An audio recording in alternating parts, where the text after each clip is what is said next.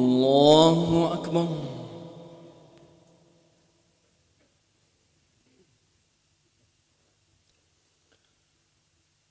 الحمد لله رب العالمين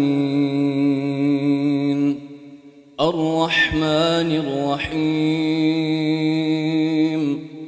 مالك يوم الدين إياك نعبد وإياك نستعين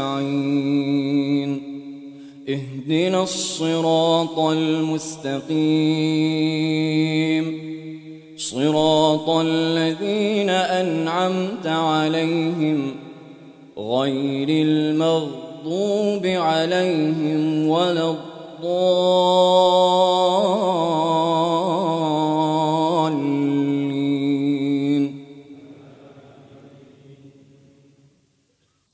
I'm gonna just let you know right now, I ain't got it down yet, so you gotta bear with me.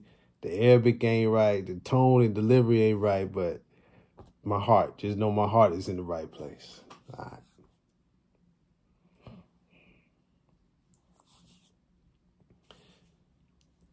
Bismillahirrahmanirrahim. Alhamdulillahi Rabbil Alameen. Ar-Rahmanir-Rahim. Maliki Yawmiddin. Iyyaka na'budu wa iyyaka nasta'in. Ihdinas siratal mustaqim. Siratal ladzina an'amta alaihim. Go ahead. I promise you, I'm trying to get this last line. It is so tough for me. I'm going to just read the English real quick. And it says, in the name of Allah, most gracious, most merciful. Praise be to Allah, the cherisher and sustainer of the worlds, most gracious, most merciful, master of the day of judgment. Thee do we worship, and thine aid we seek. Show us the straight way, the way of those on whom thou hast bestowed thy grace, those whose portion is not wrath, and who go not astray. Praise be to Allah. That was the opening chapter, Al-Fatiha, coming from the Holy Quran by way of Prophet Muhammad, peace be upon him. And on that note, Assalamu alaikum to my Muslim brothers and sisters, Islam to my Moorish brothers and sisters, and peace to everyone, all brothers and sisters everywhere, anybody that's watching this. Much love to you. Thank you for watching. Thank you for joining us. I'm Rami, and before we get to the conversation with the Sunni Muslim and the Moorish American, I want to send a special shout out to the good brother Sadat, who I had the conversation with. And actually, I want you to pause this video real quick and go to his channel. Make sure you subscribe, check out the videos, comment, like them, share them. And his channel is called That Canadian Brother. If you look it up, it's the @ symbol, That Canadian Brother. Or if you just search in the search box, Sadat, S-A-D-A-T, That Canadian Brother, it'll pop right up, and right there I'll put the picture so you can see what his channel looks like. Make sure you get the right channel. So please go do that. The second thing I want to say is that, I wanted to recommend some books for anyone that would like to know more information about Islam. Of course, you should read the Quran, very important, but also you should look into Hadith books. These are two that I have. And I just read real quick a summary of it. These books are a selection of Hadith compiled by Imam Yahya ibn Sharaf an-Nawawi. Apologize if I mispronounced that. It is one of the most widely known and read books of Hadith all over the world, containing approximately 1,900 carefully chosen hadith on ethics, manners, worship, knowledge, and other topics compiled from the 6 books of hadith. It is practical and accessible to Muslims of all levels. So if you're interested in hadith, I would recommend these. More into the some history, I have this book, A Muslim American Slave, The Life of Omar Ibn Said. I highly recommend you checking out this book. Also, Servants of Allah, African Muslims Enslaved in the Americas, Sylvain A. Diouf. I apologize if I mispronounced that. Another very important book. And then Islamic History, The Rise and Fall of Muslims, Saeed Akbarabadi. Check that one out there. So I would recommend you looking into these books and other texts to really inform yourself and become more knowledgeable about Islam, Muslims, the history of Islam, etc. And the last thing I want to say before we get into the conversation is that it's my hope that everyone watching this will watch with an open mind, good spirit, good energy, good heart. And my intention back when I had the conversation about a year ago and now is to help create more unity and more understanding between Orthodox or more traditional Muslim brothers and sisters and Moorish brothers and sisters and just people in general. So please don't come into this speaking specifically to my Moorish brothers and sisters. Please don't come into this with the I'm trying to prove that what we have is right and what they have. That's not what we're doing. You know, this is about love. You know what I mean? Truth, peace, freedom, and justice. You know what I mean? So with all that being said, let's get into the conversation. And I hope it is informative. I hope it is helpful. And may Allah guide us all. Peace. Yeah, that's cool. Well, yeah, thanks for connecting. Where's your the fez cap today? Oh yeah, that's so. Let me. I probably should get it. Okay. 1 second.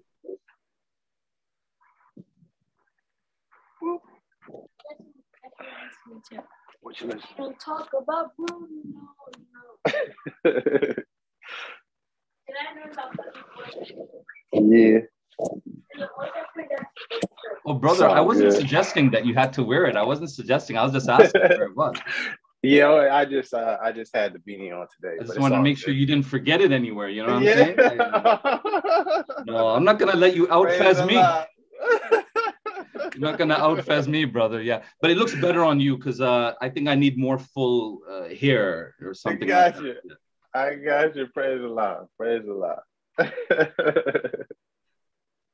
I was gonna say before we get started, just please feel free, to ask whatever questions. I'm not claiming to be, the expert on more science, so I don't. I'm not gonna try to pretend like I have all the answers. But my intention is to build more understanding. Personally, I want to understand Islam better and understand the Quran and the message that Prophet Muhammad sent to us, peace be upon him. But on a larger scale, I'm really focused on bridging the gap between different communities, in particular with our brothers and sisters who are Muslim, because it's really needed, especially our community, Moorish Americans, the Moors. We need a lot of help, you know what I mean? So. Yeah. Actually, I do have some questions because it is always good to clarify. And, yet at the same time, I do believe that I have the correct Islam, right? That's what I believe, but I'm open to learning. I certainly don't claim to be an expert on Islam, certainly not an expert on Moorish Science Temple.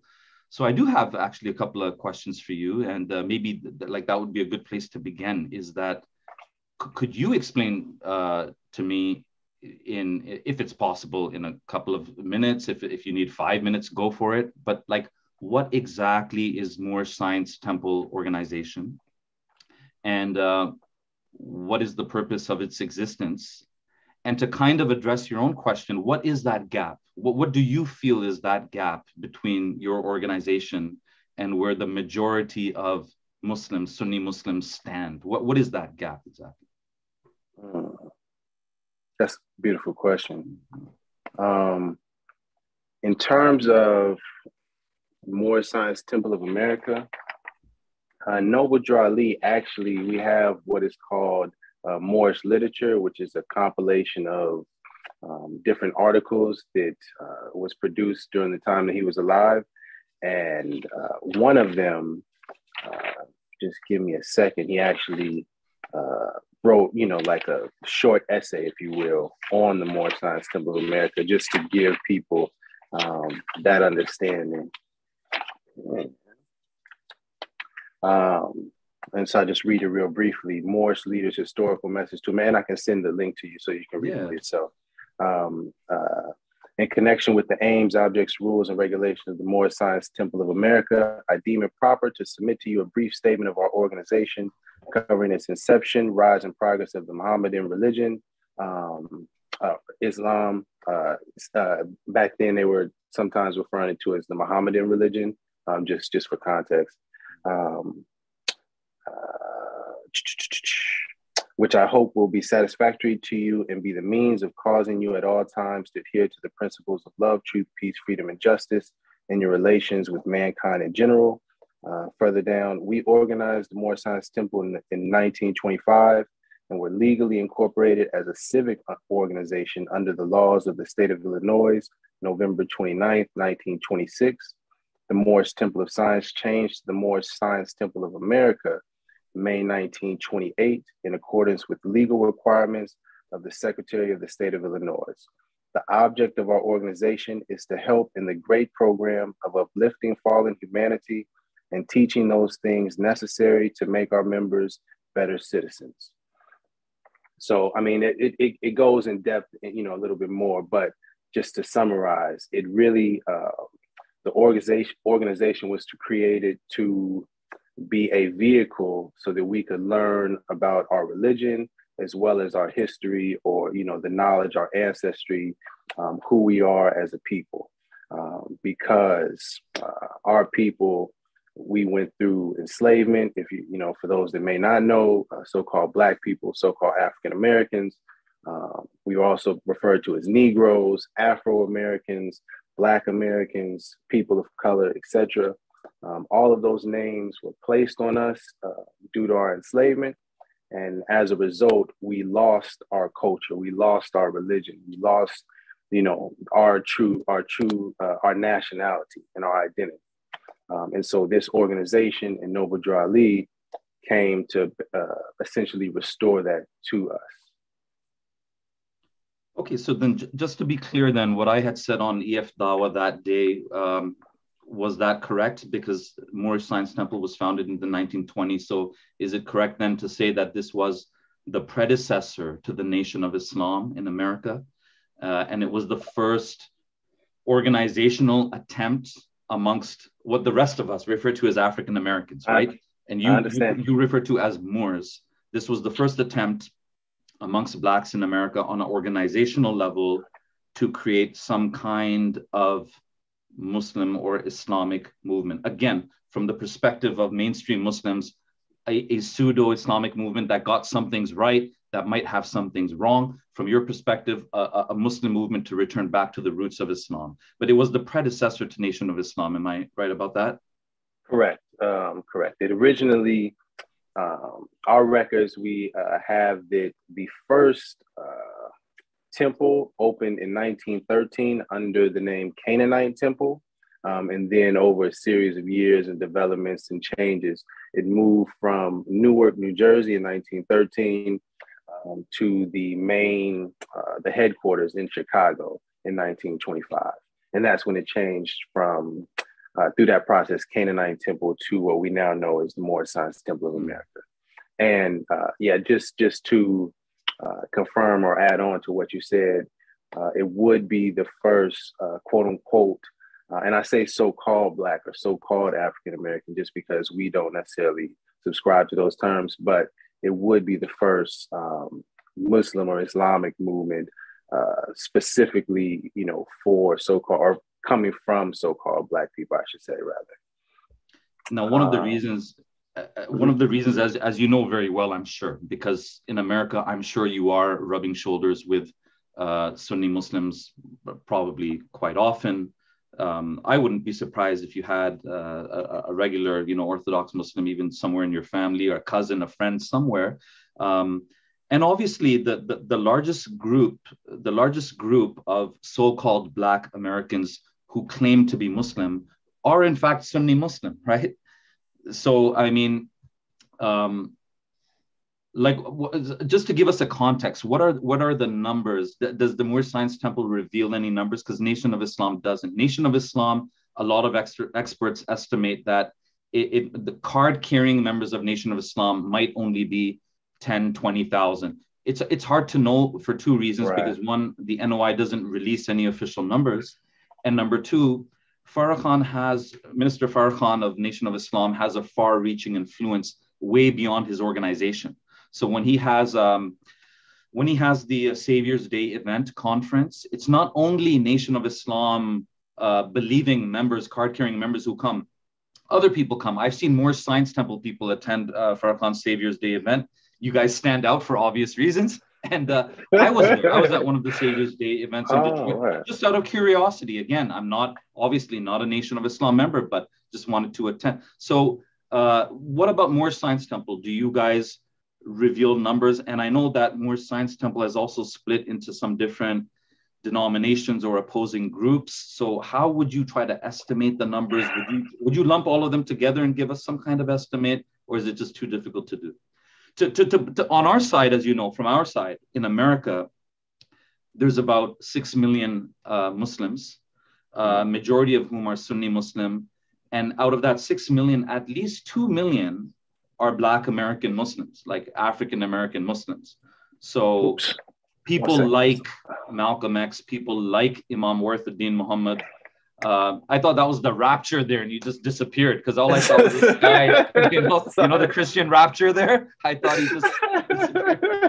So people like Muhammad Ali and the boxer Muhammad Ali and his descendants and his grandchildren. So they make up about 2 million Sunni Muslims who are so-called African American, Afro-American, Black American. So what about your numbers?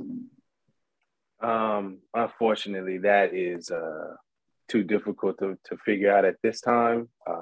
Just being completely transparent, the organization has really become stagnant and fractured, and just quite honestly, we have lost our way in terms of following the original outline or the original goal of the organization. And that is why you have the confusion that you do if you try to look up or just find some basic information about the Moorish Science Temple of America. You can't, sincerely speaking, you can't look to one website to say, okay, this is the official website of the organization, or these are the official leaders within the organization. So unfortunately, it's really difficult at this time to know the current numbers. When I was doing research to really get into the historical aspect of the organization and just try to get some facts as opposed to just trying to go off beliefs, I was doing research. They have some documents on the FBI's website from the Freedom of Information request, some documents from back then that said, there's estimates at that time, there was almost about 100,000 members, or, some estimates of numbers. But then subsequently after Prophet Noble Ali passed, things became splintered. And that's actually where the base of Nation of Islam, their members come from. And even Louis Farrakhan, he has admitted as such, in several clips, that, the members from the Moorish Science Temple of America moved into the Nation of Islam, after Noble Ali passed. So, some of their numbers, I think if you were to, do some digging, you would see were originally Moorish Science Temple of America members also. So when you talk about building bridges and narrowing the gap. What is that gap? Yeah. Sorry, and I'll let you answer that. But as you talk about that on a communal level, historically, arguably, we could say that bridge has already been built and crossed by many. Because, as you said, back in the heyday, in the 20s and 30s, probably 20s, I guess, Moorish Science Temple could have had up to 100,000 members. The majority of them joined the Nation of Islam. And there's some evidence, by the way, to indicate that even the one that the NOI calls Master Fard Muhammad, their founder, he himself may have been a member of Moorish Science Temple. So he may have gotten some of his ideas, some of his theological points, possibly from Moorish Science Temple. So the majority of the Moors became Nation of Islam.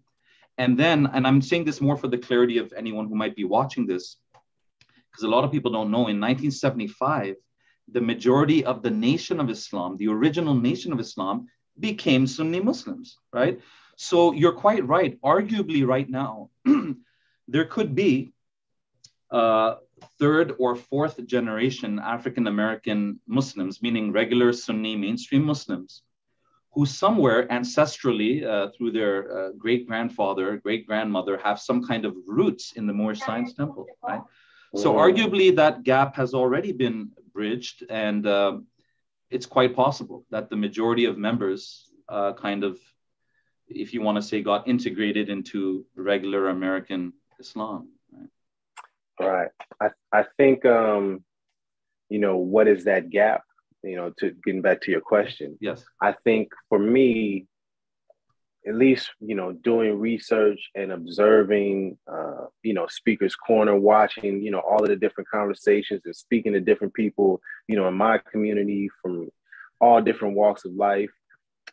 The central thing that I see that is lacking with us so-called Black people is our nationality. And that is precisely the thing that Noble Drew Ali, the founder of the organization, brought back to, as well as, the knowledge of Islam and that this is our creed. But, the main point is that he stressed that we are not Negroes, Blacks, or colors. And I feel that that is a very significant aspect that is missing, even from brothers and sisters who may be, African-American or consider themselves Black, but Sunni Muslim, is that there's still this lack of understanding of who we are from an ancestral aspect, or, I don't want to just say nationalistic aspect, because I've been doing some, studying and understanding that Islam is encouraging us to kind of, do not just dismiss our nationality, but to not become tribalized in that way. Am I understanding that correctly? And I also can see how that can happen with quote unquote Moorish Americans when we find out about, this history of us. There's a certain ego and a pride that sometimes gets into us, and we feel, well, our nation is, we are the, we did this and we did that, not understanding that, hey, this is we're a family, this is humanity, and we're all in this, this one family together. And that, as it says in the Quran, that Allah made us into nations and tribes so that we can understand and get to know each other, not so that we could discriminate or oppress one another. Yeah.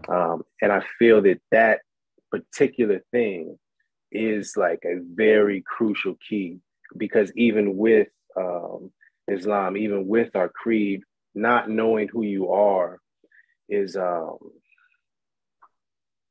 it's like a very big gaping hole that is missing within our people, that I began to notice even more so when I started to learn and understand about nationality, and then I can see the different cultural nuances between people from different nations. And, I can hear the accents that come, and I can see how, there's a sense of pride and a sense of just integrity that people have when they have their nation and the history and their ancestry.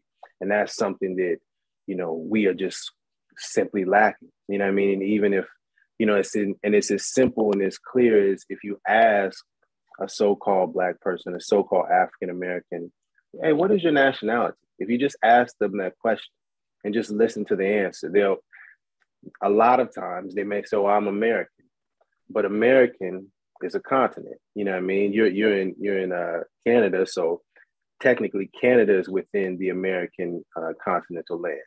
You know, people in Brazil, that's Southern American, so they're still technically American. If you say African American, well, that is two continents. You know what I mean? That's not an actual country or nation. Black is an adjective. That's not even the proper way to identify someone. Colored as well. Afro-American, you know, that's connecting us to our hairstyle. That's not appropriate way to identify. So, you know, when you go through all of these different names, you start to realize that all of these names don't tie us back to any history, any ancestry, any people, any land, any culture. We don't have our language, and most importantly, we don't have our religion. And I say all of that to say that, you know, this is why I've been, you know, so focused on studying this information and figuring out how we can create that unity and that bridge, because I feel that there's a large portion of our history that is in Arabic, or that is with our brothers and sisters in the East and different cultures and different nations that can help fill in the gaps that we're missing as a people, and can, you know, help bring us together, you know what I mean? And help let us know that we're not alone out here in America, or, you know, North America, the United States. I mean, one of the gaps, let's say, from my perspective and from the perspective of any regular Muslim, is that some of the terminology that both Nation of Islam and Moorish Science Temple use, I'm not trying to lump you guys together. I'm just saying there are some similarities. So sometimes I refer to Nation of Islam when it's applicable. And that is that both of these groups use the term, the English word prophets, to refer to their leader, right? So in the case of Moorish Science Temple, the founder, Noble Drew Ali, is referred to as a prophet, I think pretty consistently, like throughout the Moorish science literature. So, I mean, that term, as you know, comes like very theologically loaded from a Muslim perspective. Whereas from an American perspective, to be honest with you, it doesn't come so loaded, because what I mean by that is there's a lot of American churches, Christian denominations, that use the term prophet very loosely, like prophet with a small p, you might say. So you'll have a lady in a skirt, some lady pastor in a skirt. She's on the stage, just preaching from whatever, you know, the book of Acts. And underneath on the television, it'll say prophetess so-and-so. So now Muslims look at that in a particular way. Like we would say, is she claiming to be like Moses and like Jesus and Prophet Muhammad, peace be upon them? And is she claiming to have received some direct revelation, scripture, speech of God directly from the divine source? And if we don't follow her and we don't acknowledge her as a prophetess, we therefore become disbelievers who are headed for hell and all. But in all fairness now, if you ask this prophetess lady, right, that I'm using in this example, is that the case? She'd say, no, it just means I'm feeling moved by the Holy Spirit, and I've been guided by the Holy Spirit and the workings of our church to be the one who's up here to be preaching to the rest of you, and it's just the first amongst equals kind of thing, you know. So my point is that the English word prophet, especially with a small p, has become quite diluted in American theological circles, especially some Christian theological circles. But from the perspective of Muslims, it means exactly what I explained. Like it's someone who, this is a surprise for you. Is that okay? You asked for Adnan Rashid. So I actually asked him, Hi, wa alaikum assalam. Wa alaikum assalam, brother Adnan, how are you? Assalamu alaikum. Sorry, I'm joining you for a few. I'm joining you for a few minutes. My phone's battery is very low, so Alhamdulillah. So just to update the both of you, basically, brother Rami had put a video out there saying that he was giving a message for Adnan Rashid, and he wanted to ask one or two questions specifically to you, brother Adnan. So I invited you. Rami, I didn't tell you because I thought there's a 1% chance brother Adnan will show up. I can never catch this guy. I'm surprised. Sometimes he responds to his emails. Sometimes he doesn't. Mashallah, he's here. And to I'm very update you bad with my emails. on one more thing, brother Adnan, I haven't joined the Moorish Science Temple yet. I'm just wearing it for camaraderie, brotherly spirit. So since you're here for just a few minutes, I'll let you take over, and you guys can just talk. Yeah. Hello, How you doing hi today? Rami. I'm doing good. We I'm have fine. a bit Thank of you so feedback, a little bit of feedback. Is it from me?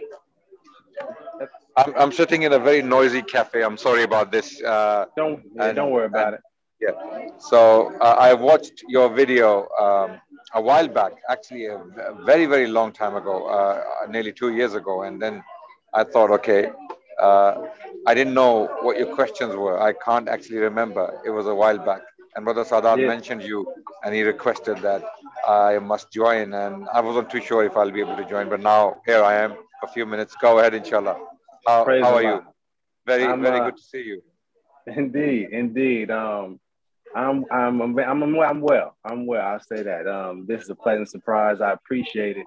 I don't have the questions that I had in particular for you. I think at that time I was just really trying to seek out sincere brothers, Muslim brothers who were really interested in teaching, you know what I mean, and not into the entertaining, just trying to prove a point, or you know what I mean, that whole thing. But what the question I did have written down, I mean, for both of you, but since you're here, Nan, is there any books, scholars, or texts you could recommend that really elaborates on Muslims being called Moors, or Moors being called Muslims, the synonymousness? When I look into history, particularly the golden age of Islam, you know, Moors are referred to as Muslims, and then also, you know, sometimes Muslims is referred to as Moors in this synonymous way. Okay, you see, very quickly before my phone dies, because my battery is getting my battery is getting very low. So with regards to the term Moors, you see, this term was actually mainly used by the Europeans to refer to the Arabs of Al-Andalus. And this term wasn't actually used by the Muslims or the Arabs for themselves. It was not a self-reflection of the Arabs. Okay, it was something projected onto them by the Europeans. So that's why when you look at medieval European sources, they use the term Moros, or. I think you might have been gone there. Yeah. The battery may have died, but, yeah. But in that, to be honest with you, in that 1 minute, in that. Guys, sorry, I think I lost you there. So am I back? Okay. Yes. Yep. Okay. So the term Moor or Moros was used by the Europeans rather than the Arabs or the North Africans who were with the Arabs at the time. So there were two types of Muslims in Al-Andalus in Spain. One type were the Arabs, and the other type were the Berbers, North Africans, right? So collectively, they made the Andalusian civilization collectively, and the Europeans refer to them as Moors. And if you look at one of the greatest shrines of the Christians or Catholics in northern Spain, which is, I think, Santiago de Compostela. I don't know if you've heard of it. Santiago de Compostela. They believe that Saint James is buried there, and they have given him a name, Metamoros. Okay, Saint James Metamoros, which means the killer of the Moors, right? Right. Yeah. So this shows that the Europeans, in general, and in particular Spanish chroniclers and authors and writers and historians, were using this term to describe the Arabs, just like the Crusaders and Europeans at the time of the Crusades were using the term Saracen to describe all Muslims or the Arabs. I mean, they had two terms to describe the Muslims. One was the Turks. The other one was Saracens. So Moors is not a term used by Muslims or the Berbers for themselves. Rather, it was a term imposed upon them. And later historians and history writing started to use this term loosely for Muslim Spain. Even to this day, there's a book titled Moorish Spain, authored by Richard Fletcher, who is an English historian.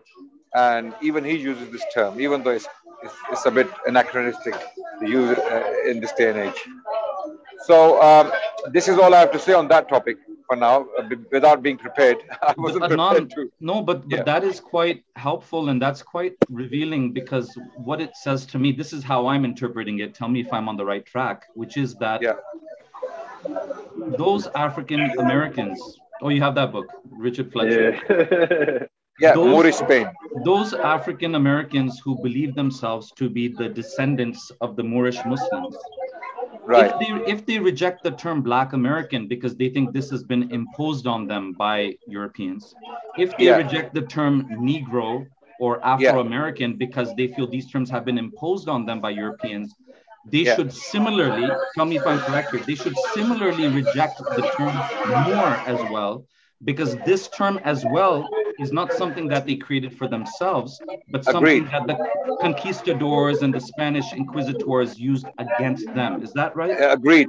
Agreed. And before that, actually, the term Moors was used before that, and the term Moors is actually quite ancient. It was used by Christian authors even before Islam, if I'm not mistaken. So it is an ancient term which was applied to the Muslims in Spain loosely. And I believe this term is actually originally European as a reference to the Arabs. Muslims never used this term for themselves. Neither Arabs nor the Berbers, to my knowledge, use this term to describe themselves in Spain. And with regards to West Africans who were taken across the Atlantic, the ancestors of the current Afro-American population, they were also from diverse nations and tribes. There were Fulanis there, predominantly there were Mandingos from current-day Nigeria and much of West Africa. There were Senegalese Muslims. So that history is very vast. I would strongly recommend a book on that particular topic, and it is by Sylviane E. Diouf. It is titled Servants of Allah. Servants of Allah, very powerful book, very, very important book on this topic as to the history of Africans in America who were Muslims. Okay, Ustad, about 30% were Muslims. Yeah.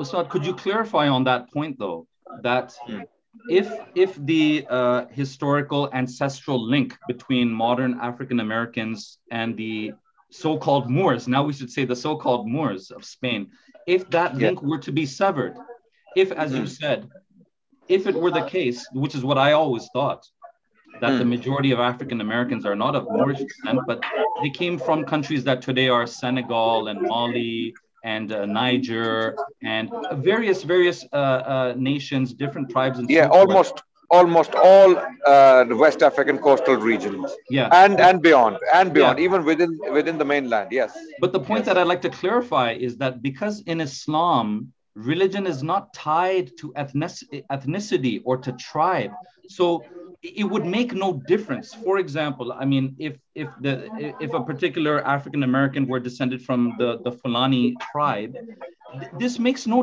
difference to us as Muslims, does it? Anyone can be a Muslim, and you don't have to be historically descended from this civilization or that civilization in order to be right with God, to be on the right path. Correct. I agree. And this is how those people looked at things when they were together in ships, loaded onto slave ships, being taken across the Atlantic. They came from different backgrounds, from different statuses. Some were scholars, some were princes, others were peasants, some were hunter-gatherers. So, and one thing they shared was, apart from the African geography, one thing they shared was Islam. And in some cases, they even spoke different languages. So they communicated in different ways. And a lot of these details are put down by Sylviane Diouf in her book, in her fascinating book, which is a must-read for anyone who's interested in this topic, Servants of Allah. She specifically deals with the Muslim case. She thinks, or she claims, nearly 30%, 20 to 30% people who were taken across the Atlantic were Muslim slaves. Yeah. And this cappuccino. Yeah. So bring a lot of things to light, when it comes to identity and how diverse it was in the case of Afro-Americans. I mean, now Afro-Americans, but previously, before they were taken to the Atlantic, across the Atlantic Ocean, what identities did they come from? What languages did they speak? What versions of Islam were they following? A lot of these questions are addressed in our book, and it's a must read anyone interested in this topic. So this question of Moors or being Moorish is a very interesting one, and I have no doubt that it was used by the Europeans to describe the Arabs and the Berbers from Islamic Spain. Yeah, and this dark-skinned, this classic. Yeah, go on. Well, I mean, I remember that, Brother Rami, this is one of the questions that I think you wanted to bring up with me, and I wanted to pass it on to Ustad Adnan. You were bringing up the Quran chapter 33, verse 40, where it says that Muhammad is not the father of any of your men, but he is the messenger of Allah, and he is the seal of the prophets. So, Ustad Adnan, what is the difference between a prophet and a messenger? Because that verse didn't say he's the last of the messengers, right? So is there a door open here for someone like Noble Drew Ali or Elijah Muhammad or Mirza Ghulam Ahmad or anyone else to come and say that they have the title of prophet or the title of messenger? There is no possibility for another prophet after Prophet Muhammad, whether a messenger or a prophet. The Prophet Muhammad was a messenger. Every messenger is a prophet, but not every prophet is a messenger, as we are taught in Islam, Islamically speaking. So it is very clear in the Quran that he is the last of the prophets. Khatamun Nabiyyin means the seal of the prophets. That means there is no other prophet coming after him. And from his own teachings, we have statements like La Nabiya Ba'di. There is no prophet after me, full stop, period. And he used the term Nabi, okay? And even the Quran uses the term Nabi. If there's no Nabi after him, a messenger is out of the question, because every messenger is a prophet, a Nabi, and not every Nabi is a messenger. So Nabi, the position of Nabi is relatively slighter than a messenger. So if someone cannot be a prophet, let alone a messenger, after the Prophet of Islam, then there is no room for another prophet. So that's it. It's very, very clear. It's categorically stated in the Quran, and it is categorically taught by the Prophet himself that there is no prophet coming after me. None. Even when Jesus returns, he will not return in his prophetic capacity. He will only return as a follower.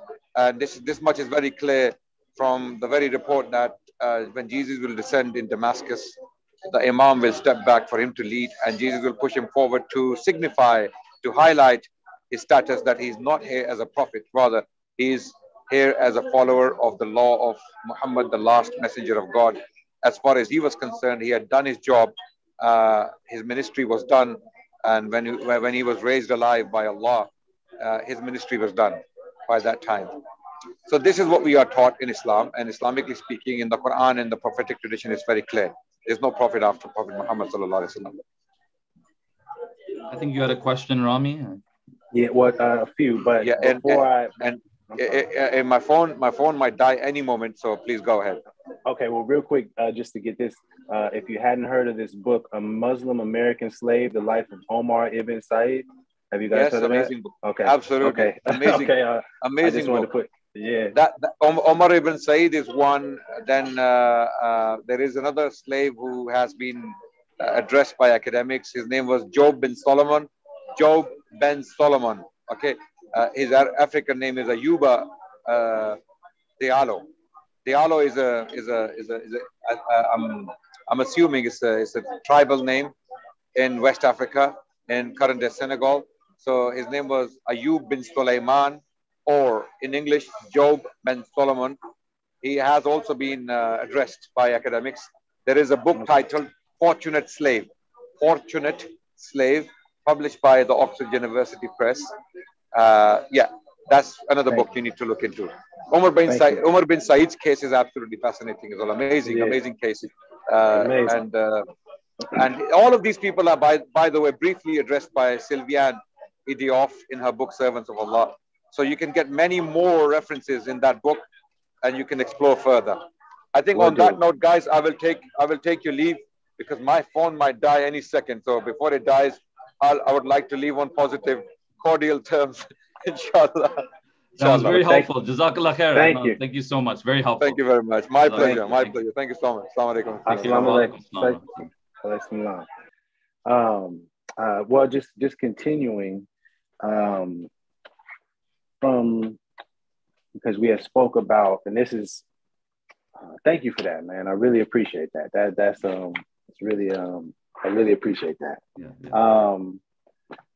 But you had spoke right before and I got on about the loose usage of the term prophet. And that is something that, you know, through our studies that has really helped me to understand things better. That, you know, it teaches us the man knows nothing by being told. You know, if you're just told something, but you don't investigate it for yourself and look for yourself to do the studies, you're just believing what someone tells you, but you don't truly know. And so, you know, I started looking, well, what does a prophet mean? And in our, you know, in the English language, just real quick, it's, you know, it says a person regarded as inspired teacher or proclaimer of the will of God. So to your point, you know, the English definition of prophet opens it up to make it applicable. And in other dictionaries, it even just says, you know, the person who is the founder of a religious organization. So it makes it, you know, completely opened up in that sense to where if you open up a church and, you know what I mean, then you can say you were inspired by God and you're a prophet.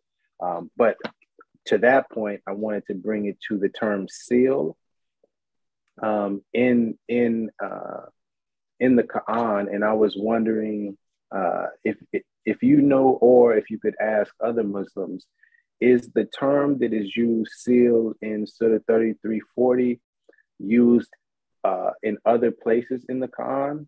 Do you know of? It's Khatim, Khatimun Nabiyyin. Khatim is what's used as a seal. So I'd have to look that up. I mean, that would have been a great question for Adnan. Yeah, I saw that would have been a great question for Adnan. Khatim, yeah. But Khatim again, see, Muslim scholars and linguists, they don't only look at how that word is used in the Quran, but linguistically, there need not be any other, the Quran need not be the limit. So in other words, how did the Prophet, peace be upon him, use that term in the Hadith literature, right? Right. Okay, Muslim scholars even look towards non-Muslim poetry, Arabic poetry at the same time, around the time of the Quran and before the Quran, which is called the poetry of Jahiliyyah, the time of Jahiliyyah, the time of the pre-Islamic ignorance. But they were masters of language. They knew how to use Arabic words. So Muslim scholars even look towards that genre of non-Muslim poetry, Arabic poetry, to see how were those words used and understood. The words that are in the Quran, how were they used and understood at that time? So my point being that like these meanings are not just pulled out of thin air. There's a reason why the majority of Muslim scholars throughout, 1400 years of Islamic history have always unanimously understood Khatimun Nabiyyin, seal of the prophets, to mean not what Mirza Ghulam Ahmad or Nation of Islam kind of brought in the 20th century, early 20th century, but well, it's an approving seal. But no, it's a seal that closes, it seals everything. So for example, in the old days before email, you had snail mail. And my mom actually used to, there was this folding paper, like you'd fold it in a particular way, the letter. Gotcha. And then you put a seal on it. And like, once you put that seal, that means nothing else is going in, nothing else is coming out.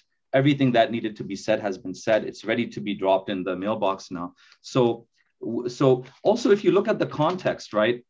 If it meant an approving seal or an authenticating seal, what would be the purpose of the language that God uses immediately before it, which is that Muhammad is not the father of any of your men? So I think the Sunni Muslim understanding of that makes a lot of sense, because in the history of prophets, in the history of prophethood, in the history of Israel, many sons inherited prophethood from their fathers. meaning that God made not only Abraham a prophet, but then God made his son Ishmael a prophet too. God made Abraham's son Isaac a prophet too. And then God makes Isaac's son Jacob a prophet too. So had the Prophet Muhammad had sons who lived to become grown men, it would have made sense in terms of the history of revelation and the history of prophethood that maybe now one of these men, Prophet Muhammad's sons, is going to be the next prophet. So when that verse says he's not the father of any of your men, but he's the seal of the prophets, you look at that contextually and it makes sense, meaning that he is the last. There's no one after him, you know. And by the way, on a side note, that verse is very interesting because the prophet didn't have any sons who would live to become men. So that verse was proven to be true because, you know, in Arabia, in the pre-modern world, you don't stop having sons, even into your 60s, 70s, 80s, right? As we know from the Bible, you don't stop having sons and daughters. Right. So at that time, there's no way that the prophet, peace be upon him, could have known that he's going to die at age 62 or 63. And none of his sons are going to outlive him and grow to become men. So that verse also is a sign of the divine origin of the Quran. Gotcha.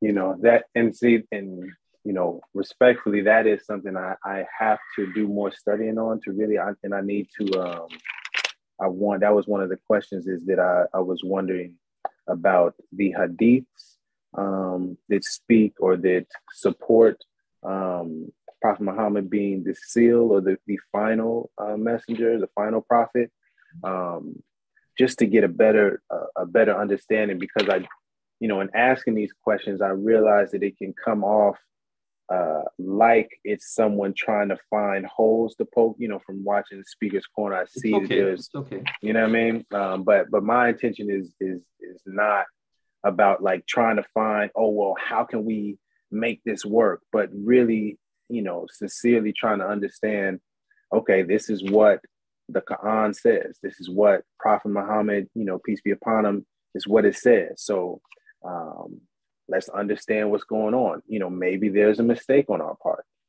And that's, in part where, I've been appealing and reaching out to quote unquote Orthodox Muslim or Sunni Muslims, or just, Muslims from the East, I try to say. But in that, like I study some of the things that Noble Drew Ali brought us, and I'm looking like we have. I don't even want to compare per se to Hadith, but we have what is called the oral statements and prophecies. It's like a very small packet of statements that are attributed to Noble Drew Ali, and it'll say Sister, Beth Bay from Temple 24 said that the prophet said, and such and such from Temple here said. And so it's like, wow, okay, I see that. But then when I started to study, what the hadiths are and understanding the science and the structure behind it, it's like, okay, well, this doesn't compare to the hadiths. When I look at the Quran or the book that Noble Drew Ali brought to us, and I studied that inside and out, I don't know if I said this before, but the Quran, Circle 7, the book that Noble Drew Ali brought, not the Quran from Prophet Muhammad, peace be upon him. That booklet is only, or the main part of that is the 18 missing years of Jesus's life, peace be upon him, that's not in the Bible. So you guys believe that Jesus went to India, is that right? Correct. Okay. Is that is that something that Muslims do not believe or have conflicting reports about? Well, in the Muslim world, the only one who tried to popularize this idea was a man named Mirza Ghulam Ahmad, who you can look up. He's the founder of the Ahmadiyya or Qadiani group. Okay. Yeah. Okay. You call them Qadianis, they call themselves Ahmadi. or Ahmadiyya, and they believe that Mirza Ghulam Ahmad was a prophet, and he was kind of the spiritually reincarnated Jesus who came to Punjab, India, in the late 19th century, early 20th century. So anyhow, he tried to popularize this idea, and his group accepts this belief that Jesus escaped the cross and he went to India and he lived out a full life in India and he died and he's buried there. But again, ironically, and a lot of Ahmadis don't know this, Mirza Ghulam Ahmad did not originate even this belief. This belief was first put forward by some Western Orientalists. So there were German Orientalists. Right, yeah. There were British Orientalists who had already put out this kind of marginal kind of hypothesis, idea, thesis that, maybe Jesus escaped and he went to India. And some of the Hindu scriptures talk about someone that kind of sounds like someone dressed in white and he had a beard and he came from the West. And so that could be Jesus. But to answer your question, this is not what Sunni Muslims believe. Yes, Sunni Muslims believe that God rescued Jesus, lifted him into the heavens, and he will return him near the last days. But to be honest with you, I mean, there's probably bigger, theological issues that need to be sorted out and sifted out first. And I think like our conversation so far has been helpful because I think I understood you.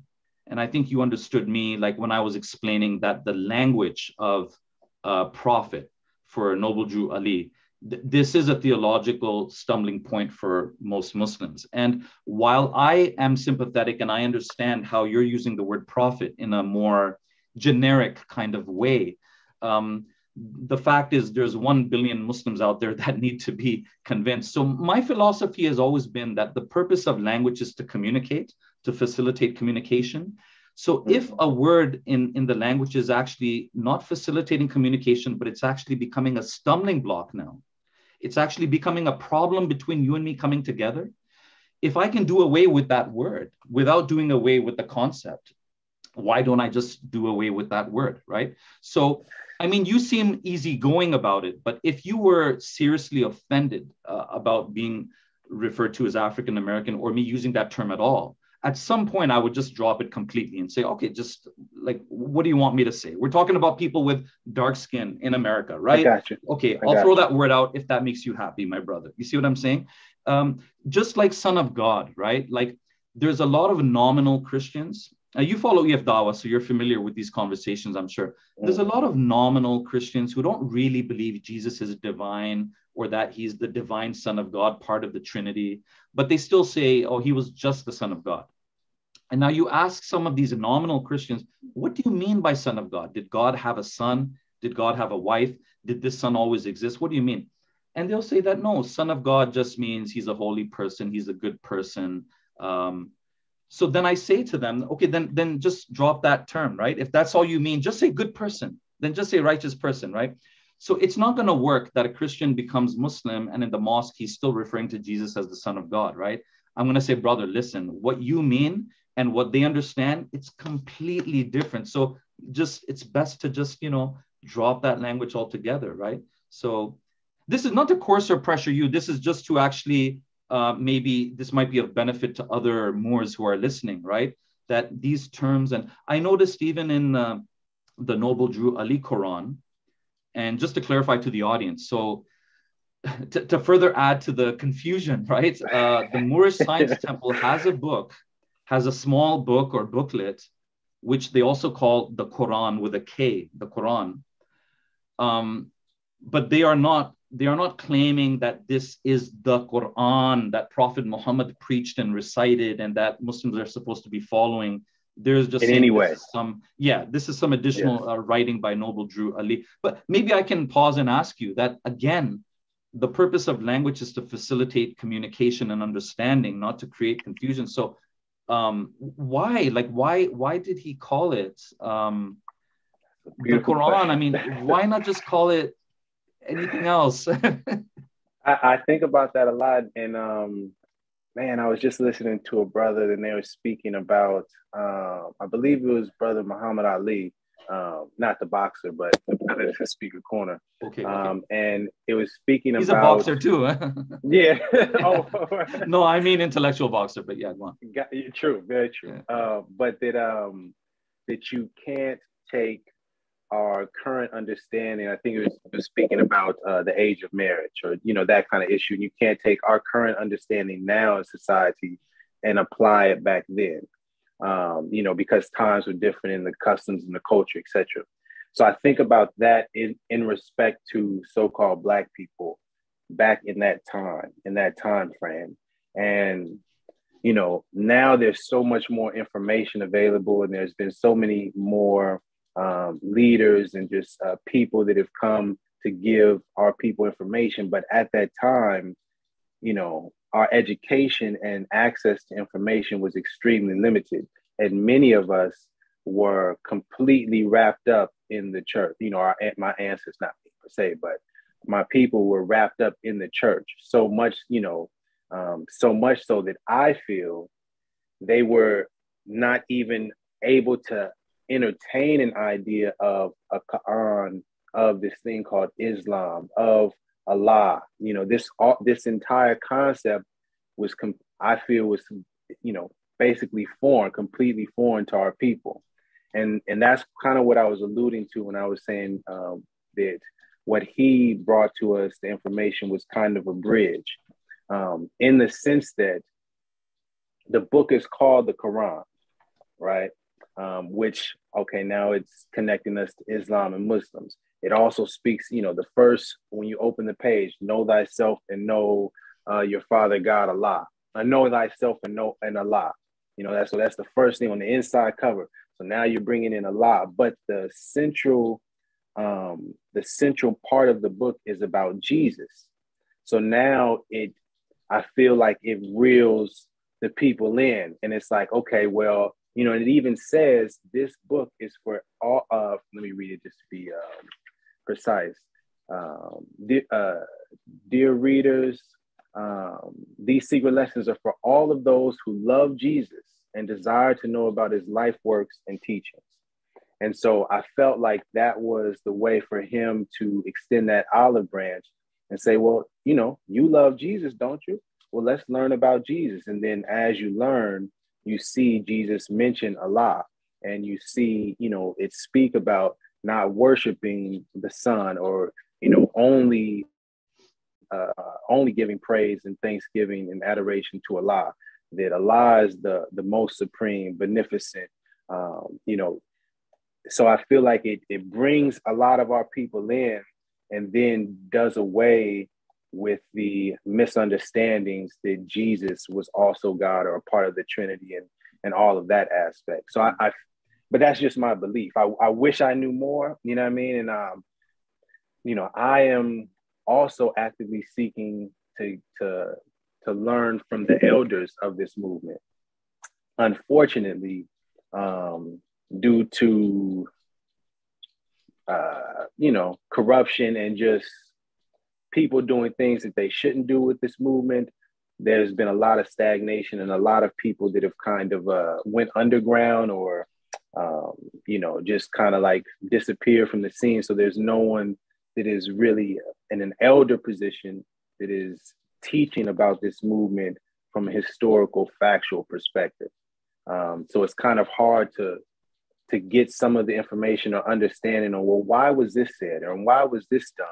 What happened in regards to this and that. So that's the best answer I can come up with. And that's a great answer. And I'm just reflecting on my own thoughts, even as I'm listening to you. And I just feel that for that bridge to be, for that gap to be bridged, rather, it would take some effort on both sides. So it would take effort on the mainstream Muslim side to, like, for example, when you talk about Jesus going to India in Noble Drew Ali's Quran, it would take a certain effort from both sides to say that maybe that's not the final message written in stone. Maybe there's some deeper, profound, figurative message in that, or there's some kind of symbolical message in that. So it would require mainstream Muslims to have a sympathetic kind of view towards the Moorish organization, but it would also require of Moors to perhaps take a slightly more symbolic interpretation. So I'll give you an example. What I mean there is, obviously 1 billion Muslims are not going to modify their views on Jesus to that of Moorish Science Temple and say, okay, then Jesus died in India, he's buried somewhere there. But what we could do is both of us could perhaps say that maybe the deeper message or the medicine that Noble Drew Ali was trying to give to Black Americans is that if you really want the truth about Jesus, you're going to have to look not to the West, but you're going to have to look to the East. You see what I mean? I might be completely wrong on that. I'm just trying to take a sympathetic view here from a Muslim perspective and say that, okay, it's not necessarily that Noble Drew Ali was trying to teach a view that we would deem to be heterodox or even heretical or something. It could be that this was the medicine that was required at the time. So, and I take this from the page of Imam Worth Deen Muhammad's Sunni Muslim community, because this is what they've done with Elijah Muhammad. So they haven't rejected Elijah Muhammad in the way that Malcolm X rejected Elijah Muhammad, but they've kind of reinterpreted his legacy and seen him as a bridge that connects to mainstream Islam. They've done that with Master Fard Muhammad too. So I'm sure you're familiar, Brother Rami, that the only photograph that Nation of Islam admits is a photograph of Master Fard Muhammad is the one where he's holding the Quran. Right. And Imam Worth Deen Muhammad, rightly or wrongly, but very effectively, he reinterpreted the whole meaning of that photo to help guide his community to Sunni Islam. Because there's so much debate over Master Fard Muhammad. Originally, Nation of Islam believed he's God in the flesh, right? He's God on earth. Right, right. And today, it's mixed up. There's some Nation of Islam members who still believe that. There's others who say, no, he was just, God was working through Master Fard Muhammad. That's what we mean. But what Imam Warithuddin Muhammad, and by the way, everyone, this is the son of Elijah Muhammad, who became an Orthodox Muslim and guided the majority of Nation of Islam members to Sunni Islam. He said, look at that photograph of Master Fard Muhammad looking at the Quran. What is he really trying to tell you through this photograph? He's trying to say, never mind what I said. Never mind what you think I said about mathematics. Never mind what you think I said or didn't say about white people. Never mind what you think I claimed about myself or I didn't claim about myself. This book that I'm holding, I submit to this book. And I want you to go to this book for the ultimate answers. This is going to guide you to the fullness of the truth, right? So maybe I'm just wrongly superimposing that on Noble Drew Ali, but from my Muslim perspective, that's the best that I can do. Like, that's my sympathetic way of looking at it and saying, okay, when he's talking about Jesus in India, does he really think this is important for Black people in America to believe? Is it really important for Black people's betterment to believe that the physical Jesus is buried in Kashmir in India? I don't think so. But it is important for the Black American who had Christianity forced on him in many instances to understand that, look, you don't want to sever Jesus. You don't want to cut Jesus completely off. But if you want the true Jesus, you're going to have to look somewhere else to get that picture. You see what I'm saying? Indeed. Sorry to make that long. No, I completely agree. I understand that perspective, and I feel very much like I was looking. So this is we have a booklet called The Quran Questions for Moorish Americans, which is basically like it's just like a straight question and answer kind of pamphlet. With, just like some basic questions, who made you? Allah. Can we see him? Where's the closest place that we can reach him? Different things like that, just to get us to understand it. But on the back, it has a legal document for the paperwork that they filed for the organization. And on here, it says, the Moorish Science Temple of America deriving its power and authority from the great Quran of Muhammad to propagate the faith and extend the learning and truth of the great prophet in America, to appoint and consecrate missionaries of the prophet, and to establish the faith of Muhammad in America.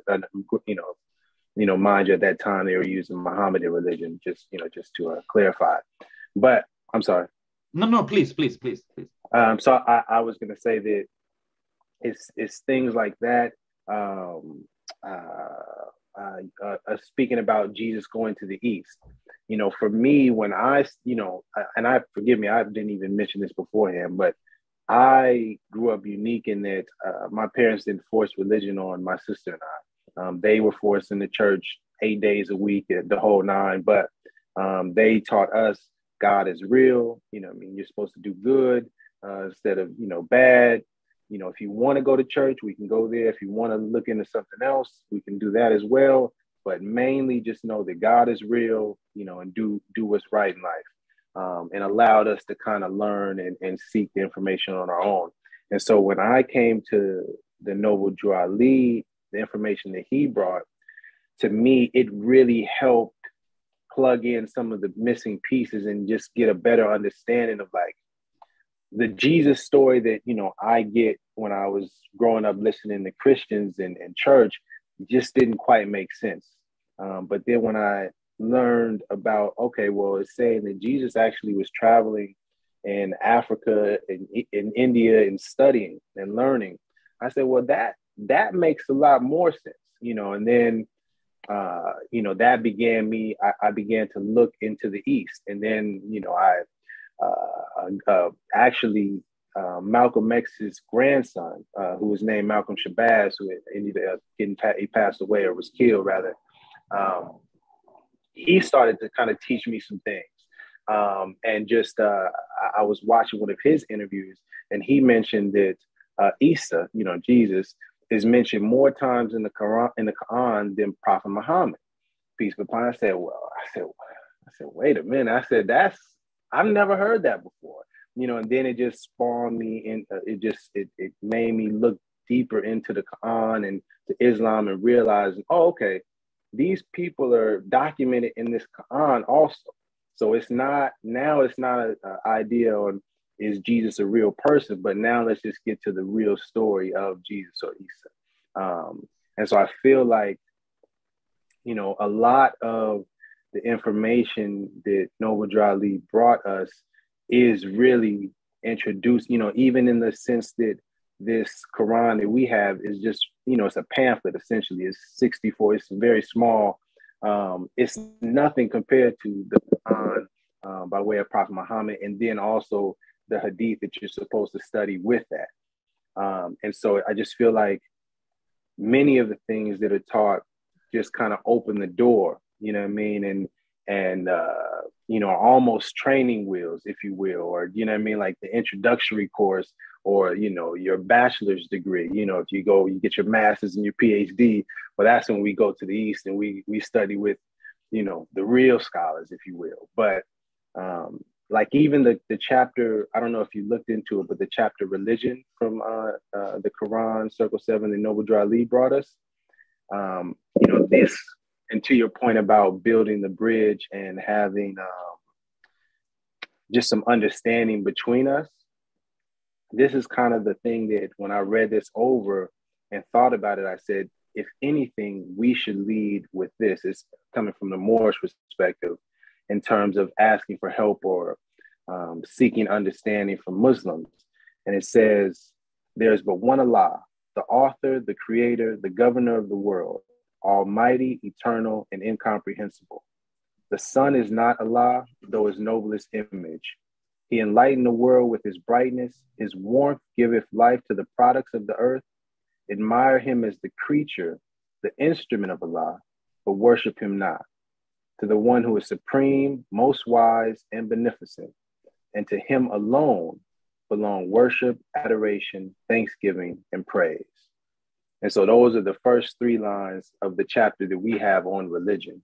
And when I read that, and just from my studies and listening to different Muslims speak, I feel like a lot of that comes from or is also mentioned in the Quran, in the sense of just understanding about some aspects of Allah, but that the Quran really gives us a full understand, or as full as we can understand Allah. So this is just like an example of the introductory aspect to Allah. but we have to still study the Quran and the teachings of Prophet Muhammad. So much so, I've been studying this booklet a lot, and the very last line of the book says, "We honor all the true and divine prophets." And I found, when I was reading and just reflecting on that, I found that to be extremely significant. One, to your point about the term prophet and how it's used here in the West, in the United States, and it's very loose. In the book, it put the qualifier true and divine prophet. So now it's not just anyone that claims to be a prophet, we honor them, but they have to be true and divine, and with that, to honor true and divine prophets, you have to know what they did, what they were about, because how could you honor these people if you don't know anything about them? And thus, it forces us to learn about Prophet Muhammad, peace be upon him. And it forces us to study the Quran and the Hadiths and to really get an understanding of what a true and divine prophet is.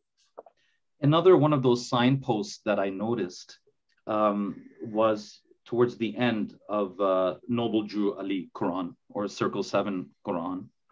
And I found that very interesting. It said, the Turks are the true descendants of Hagar, who are the chief protectors of the Islamic creed of Mecca. So, I mean, I'm imagining if he wrote this in the 1920s, the last Ottoman Sultan was still there in power in Turkey. Even if he wasn't, even after the caliphate was abolished, Turkey still remains a Sunni Muslim country. So if the Turks are the protectors of the Islamic creed of Mecca, the question is, what Islam are they upon, right? They're not upon the Nation of Islam theology. They're not following the Moorish Science Temple organization, obviously. They're not Shia Muslims. I mean, they are just Orthodox, mainstream Sunni Muslims, right? So this could be another one of those signposts that perhaps Noble Drew Ali wanted to leave there. He wanted to plant that in the ground so that people would look towards that, for the fullness of the Islamic faith. But at this point, let me share a little bit of tough love with you. There's love and then there's tough love. So I'm going to give a little bit of tough love here, right? I do try very much to be sympathetic. Believe me, I try to understand where people are coming from and even where movements are coming from. And I get it. I understand it. I've seen even second generation Muslim youth, children of Muslim immigrants from the Muslim world who have come to America, who have come to Canada, who so easily lose their way in the wilderness of North America, as the Nation of Islam puts it. They go, some have gone astray so quickly. So I can understand the challenges of a community that has been enslaved, that has been dispossessed, kidnapped, in many cases forcibly Christianized, forcibly baptized, to expect them all now to instantaneously understand the fullness of orthodoxy and to follow everything overnight. That's a very big ask. That's a big ask. That's a big demand. Even on an individual level, we change slowly, right? I was born into a Muslim family. I was raised as a Muslim, but I didn't pray regularly until age 26. It took me time to evolve and to change. And I'm still evolving and I'm still growing and I'm still trying to learn. So this is an ongoing process. So my point is, I'm sympathetic when I hear some members from the Moorish Science Temple or Nation of Islam saying, we need time to understand. We're on that journey. We haven't learned Arabic yet. We're evolving. But here's the tough love that's coming, right? The tough love is, my brother, that in the 100 years or so that the Moorish Science Temple has existed, in the 80 years, maybe 90 years that Nation of Islam has existed, there are so many people who have converted to Islam. They've become Muslim and they've learned the 5 daily prayers and they've memorized the Quran and they've become scholars of Islam, right? So I understand everyone needs some time, but at the same time, even in the past year, even in the past 2 years, I can introduce you to people who became Muslim 2 years ago, 3 years ago, And now they know how to do the Orthodox prayers. They do the 5 daily prayers.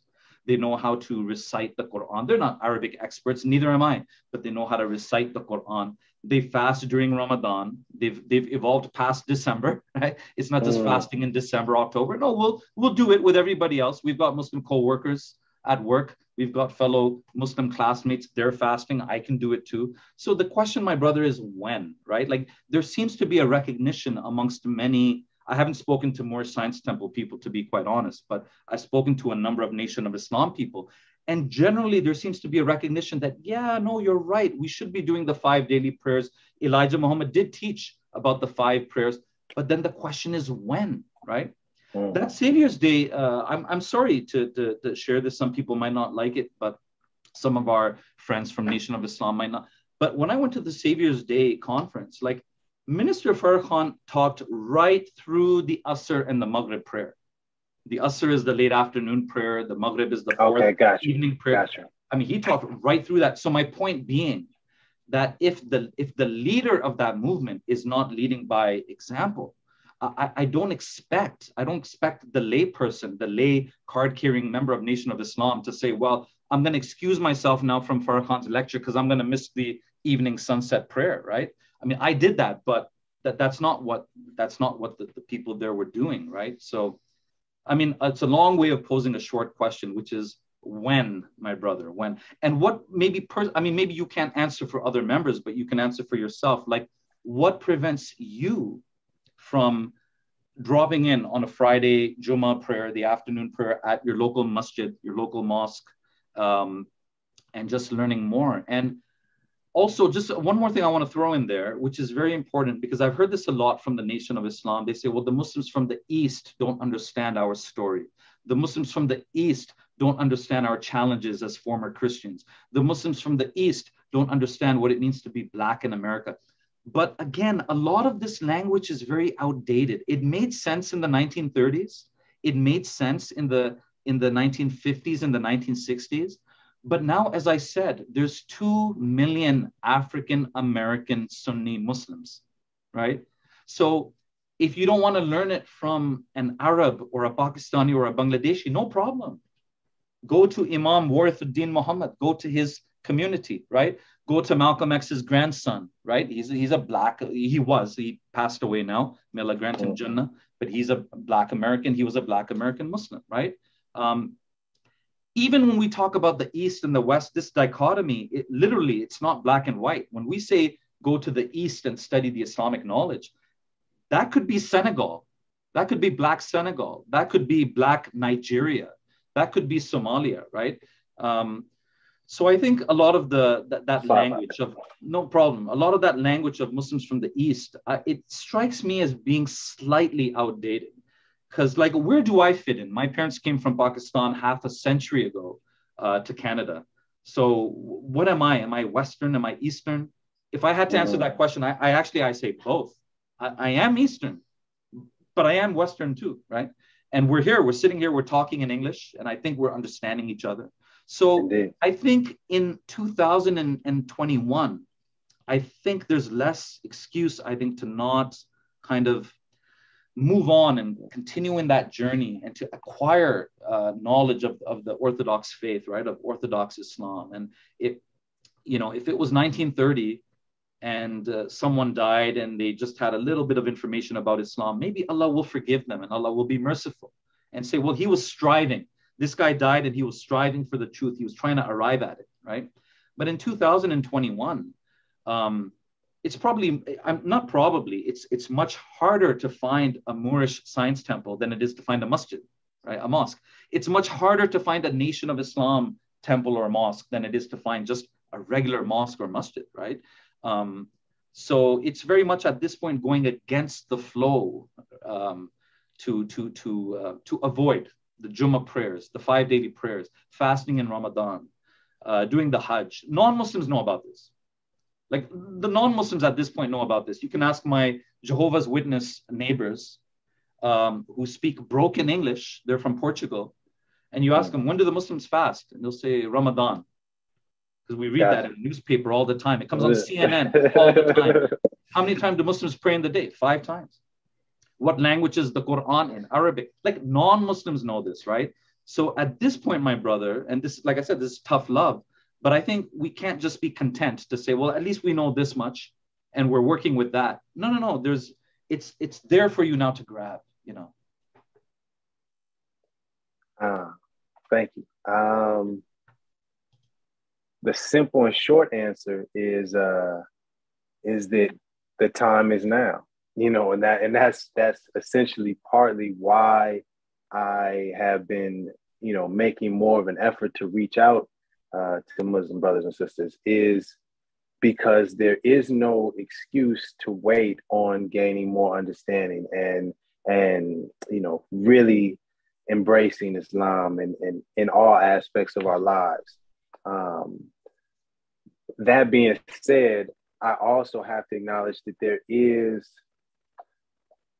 a level of, for lack of a better word, foreignness, if you understand, like it, to look at a masjid, to see Muslim brothers and sisters, it does have a feel or a sense of foreign, like this is from the East. This is not our culture per se. And then there's also another aspect that it doesn't feel like, not that we are unwelcome, but that there's no one actively saying, hey, you know, please come learn, come study.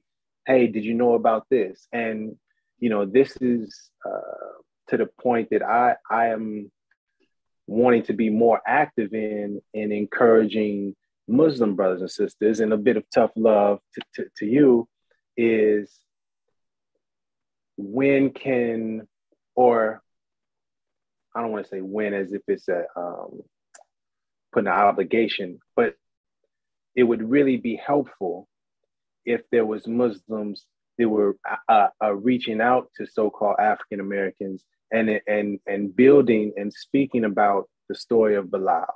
You know what I mean? And understanding that, no, this isn't an Arab, you know, because a lot of us seem to believe that it's this Arab thing and it's just for the, you know, the paler complexion brothers and sisters and the people in the East. It's not for us, you know what I mean? But when you do the studying and you actually look into the history of Islam, one, the idea of race and, you know, these different kind of statuses based on your skin is just not there. But more importantly, you see that dark-skinned brothers, you know, like Bilal, had a extremely important role in the history and the growth of Islam. You understand that there's countries like Senegal that are Muslim, you know what I mean? That there's African countries that are predominantly Muslim that, forgive me, I think it is the woman that took care of Prophet Muhammad after his mother died. It could have been possibly Ayman, maybe Ayman. But it was a woman that, if I'm not mistaken, Prophet Muhammad's biological mother passed when he was young, and then there was another woman that was there to help take care of him and raise him, and that woman was of African descent or dark-skinned woman. Yeah, it was Ayman. Okay, gotcha. Ayman. Her name was Baraka bint Tha'laba. She was known as the mother of Ayman, Ayman, and you're right, she was of Ethiopian descent, and the Prophet saw her as a mother figure. Yeah. Right. Yes. And, you know, just those two examples, Bilal and that sister, I say it one more time for me. Yeah, I'll put it into the chat as well too for you. Gotcha. Yeah. But that sister, if Ayman, if so-called African Americans, if so-called black people knew something as simple as that, just that fact alone will make us, well, wait a minute. I never heard that before. You know what I mean? Like there's a Muslim store out here called Sultana Bookstore that I went to, that I got my Quran from. And when I first went into the store, I was there with my daughter and a brother, I believe he's Pakistani as well. And he said to my daughter, he said, do you know who the first president of the US, the United States was? And she said, you know, George Washington. He said, it's actually a brother called George Hanson. or John Hanson, excuse me. And if you look into the history, the Continental Congress and, the history of the United States, is actually a quote unquote African American brother. It was instrumental in helping to create what we now know as the United States of America. But the point of that being is that I said, man, he didn't have to do that. It was nothing about us that came in that store that said, hey, let me drop this fact on them. But the fact that he did, it was like, I appreciated that because I could see that he was helping to broaden my daughter's knowledge of what's really going on in the world. And I say that to say, in terms of Islam, that would be really beneficial for us to make us not feel that it's foreign or that it's not for us or that it's some other kind of way of life. Yeah. Does that make sense? Yeah. But again, and I accept that tough love. You're absolutely correct. It's our job is, and I always say this, is that like Islam does not belong to any one group. It's not the property of Black people. It's not the property of Arabs. The Turks don't own it. The Persians don't own it. This is a message of guidance from Allah for all of humanity. So it's our responsibility to share it.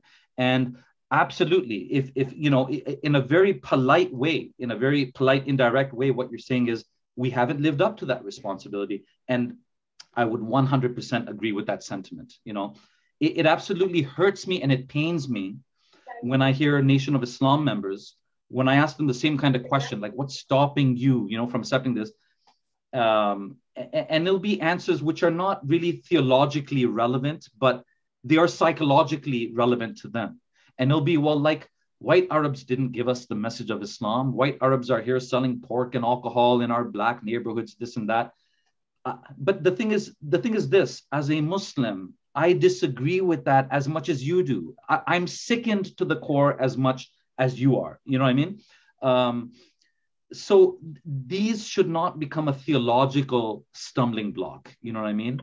It's the equivalent of saying that there's bad Muslims. Of course there are, right? But I imagine there's bad Nation of Islam members. There's bad members in the Moorish Science Temple. So if we, by that logic, we just would not be able to join any group. We would just become a self-enclosed entity or organization. So, and look, especially with Sunni Muslims, we are 1 billion people in the world, right? So I always tell people that you can imagine amongst 1 billion people, you're going to find porn addicts, drug addicts, gangsters, mafia people, like you're going to find the whole spectrum of everything. You will also, by the way, find some of the most hospitable people on this earth. You'll also find some of the most humble people on this earth, but there's a wide spectrum. There's good and bad, right? So yeah, I agree with that sentiment. But again, returning a bit of tough love, I would say that, again, this work had not been done in the 1930s and the 1940s, or rather the groundwork for it was being laid. But fast forward to 2021, and some of the best, well-known, respected Muslim speakers in America are African-American. Like not from Africa, as in historically African-American. So right there in California where you are, there's Imam Zaid Shakir. I think you're I think familiar with him, but again, I'll put it in the chat. Yeah, please. Yeah. I mean, he's based in California, right? So some of the excuses that previous generations of people may have had, it's not the same thing today. And also, here's a academic I want to introduce you to, Dr. Sherman Jackson, who's also known as Abdul Hakim Jackson. Yeah, he's also known as Abdul Hakim Jackson. That's different than Abdullah. There's another Abdullah Quick, Abdullah Hakim Quick. Yes, yeah, Abdullah Hakim Quick is from my part of the world. I mean, he's from my city. Abdullah Hakim Quick, there you go. So these are trailblazers. Like, these are African American Sunni Muslims who have made that effort. And quite frankly, they're better positioned to make that effort and that outreach than my parents were. Right? My parents, as Pakistani immigrants, they were concerned about establishing themselves and getting on with life. And the plight of the indigenous peoples in the North or the African Americans, that's just, it's not the first thing on our list, unfortunately. But these respected personalities and scholars, they have already done this kind of outreach. Dr. Sherman Jackson, he's written 2 books on the topic of Islam in Black America. Now, I need to make the disclaimer that you better start saving up now for those books, because they are like limited supply books, like they're academic books that are meant for the university bookshelf. So they're not mass published. They're not mass published. And so each book is like $60, $70. But I tell you, every page is worth gold. It really is. And just to add on and to take some accountability, you know, there's also, we haven't been doing our job, you know what I mean, within, you know, whether it be the Moorish Science Temple of America and simply just following the teachings that Noble Drew Ali laid down for us as an organization, or following, you know, the teachings within this book. But beyond that, you know, I realized and had to acknowledge within myself, I had been just afraid and timid to make that step. To you know, there's, you know, a few masjids that I know around where I live in my community, but it's still like, well, I don't know how they're gonna receive me. You know what I mean? Do you knock? When do you go in? You know, and in particular with my case, the whole Moorish aspect and understanding, it was even more of a, I just wanted to proceed with caution, or just to be as humble as I could, because I understand the weight, you know what I mean? I understand the seriousness of Islam and Muslims that actually truly follow, and about Prophet Muhammad being the last prophet. And so understanding that, it's like, okay, I don't want to offend people. I don't want to, you know, make it seem like I am trying to in any way debate. But I had to acknowledge and have working to get over within myself. I just got to make the step. And, you know, speaking with you guys on that call was really confirming to me that, okay, yes, you can have your perspective and you can speak to, you know, well-studied Muslim, you know, people that are in the faith, you know what I mean? And they are able to listen to you. They probably disagree with you, but you're still able to have that conversation and take a step forward, or take 2 steps forward. And, you know, like now I have all of these references that I can go study. And God willing, you know, my intention is to have more conversations with people from my community, people, you know, at Speaker's Corner, you know, Dr. Sherman Jackson, or Saeed Shakir. There's another one coming here now too. That, you know, all of these efforts to further the work that's already been done. And, you know, I also realized, you know, Brother Malcolm, he had said often, it is the duty of those who know to teach those who don't know.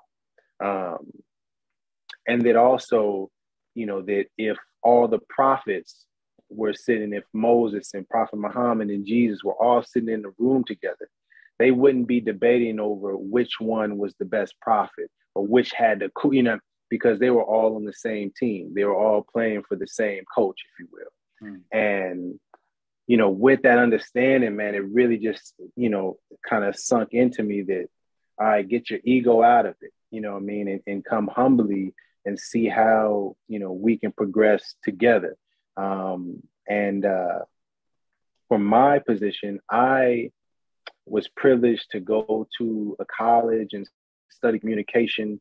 And I've had experiences with just different groups of people, you know what I mean, in the corporate world, and, you know, some celebrities here and there, and just different, you know, working with the public. So I've worked with all sorts of people.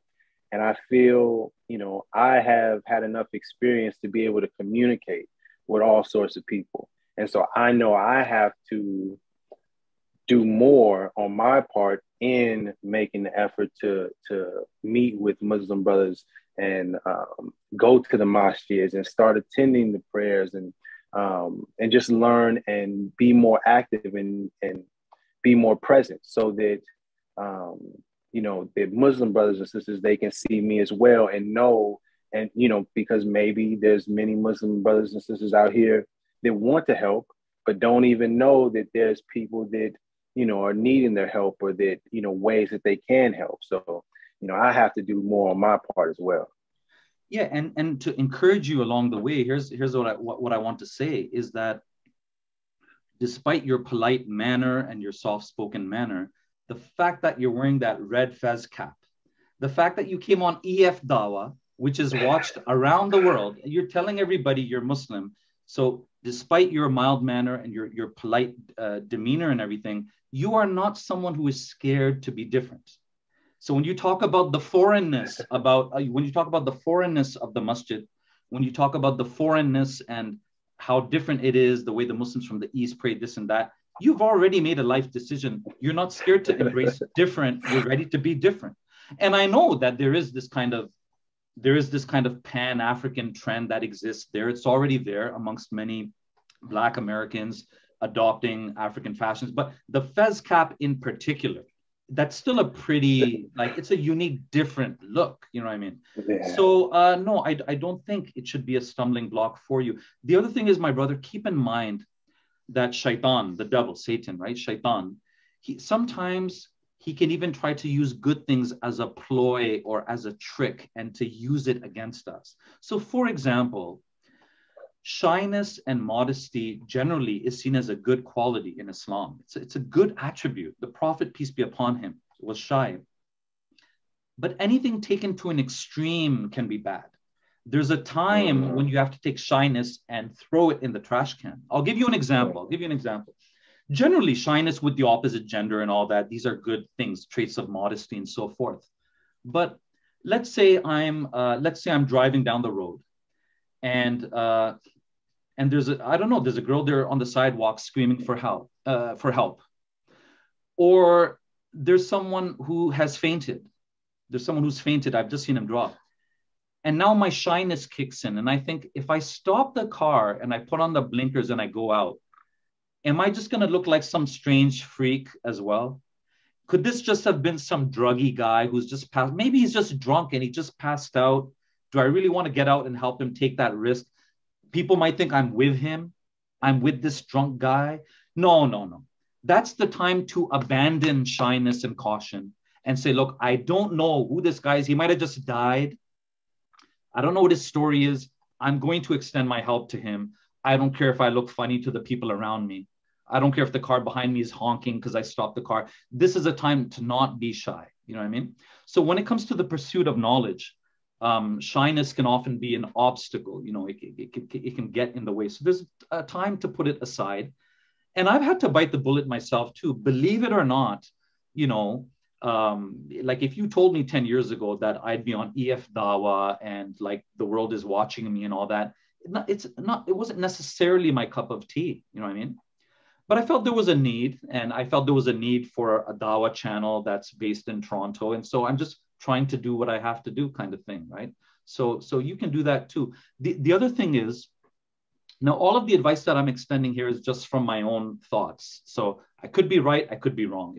If you find it helpful, take it. Otherwise, you're free to reject it, right? And I know there's some Muslims who will disagree with this as well too. I make that disclaimer, but I would encourage you, like, may I ask what city you're in? Or? Oakland, California. Oakland, okay. I'm almost positive that there's going to be a masjid, a Sunni mosque in Oakland, California, that is associated with the ministry of Imam Warithuddin Muhammad.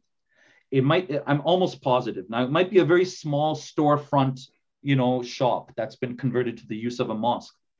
But one advantage of going there is that, again, it might facilitate that crossing of the bridge easier for you, because now when you walk in,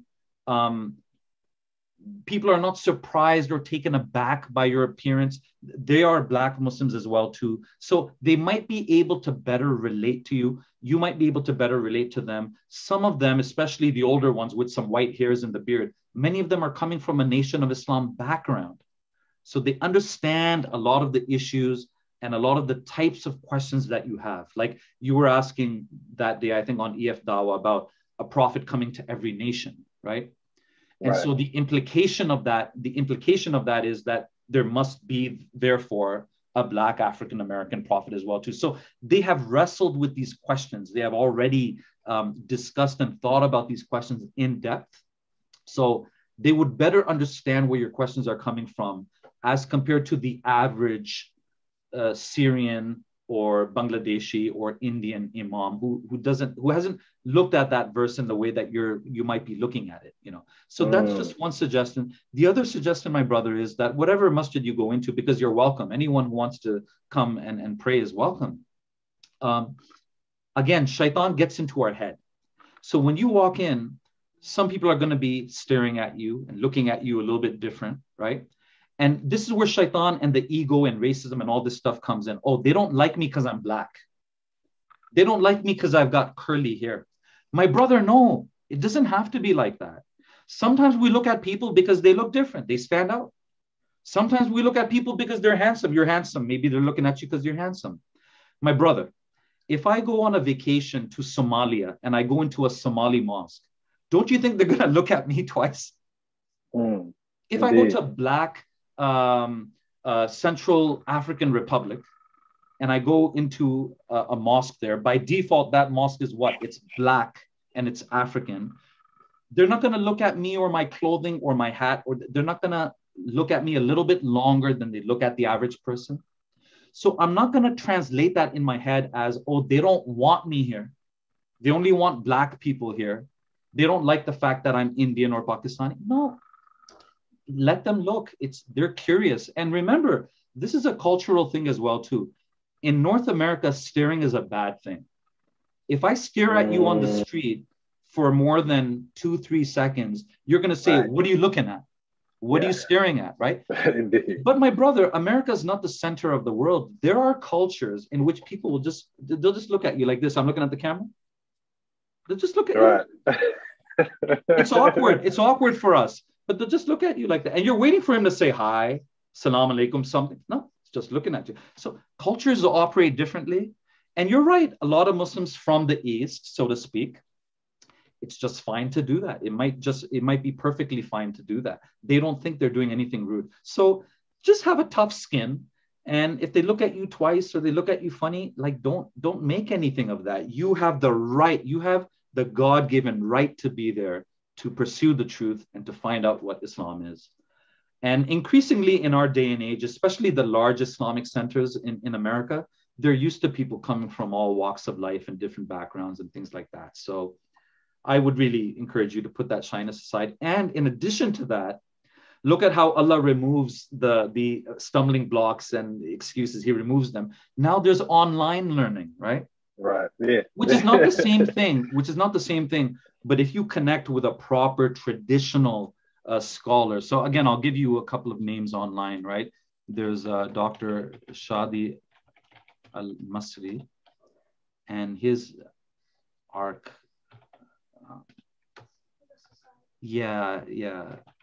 Safina Society. So these people are offering, online courses as well too. There's also Seeker's Guidance, which is free and it's based here in Toronto. Seeker's Guidance, they do free classes online. Gotcha.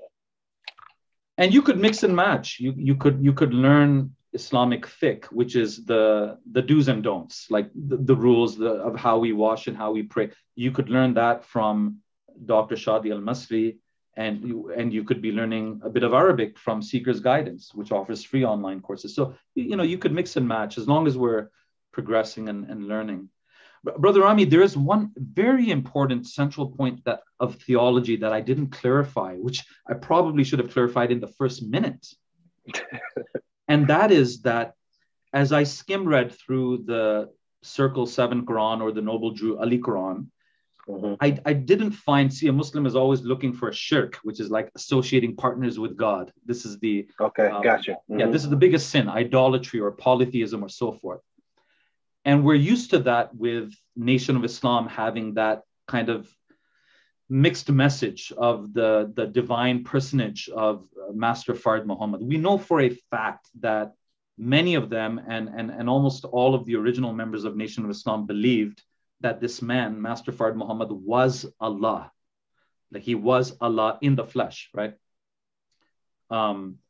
Which is a strange way of getting away from Christianity. It's just, you know, this is our main objection to Christianity. Like God is not a man, God is not a tree, so forth, right? And often I have to explain to Nation of Islam members again that this is not about tribalism or color or race. If you told me that some Pakistani man, my parents are from Pakistan, by the way, if you told me such and such a Pakistani man claims to be Allah, it's not like I'm going to be all right with it now. Well, he's one of us. It's okay. Right. He's one of us. As long as Allah eats curry and roti and chicken biryani, it's all good. No. That's equally blasphemous to us as Muslims. So the problem with Allah being a black man is not black man or white man or Arab man. Just God being a man, we don't accept.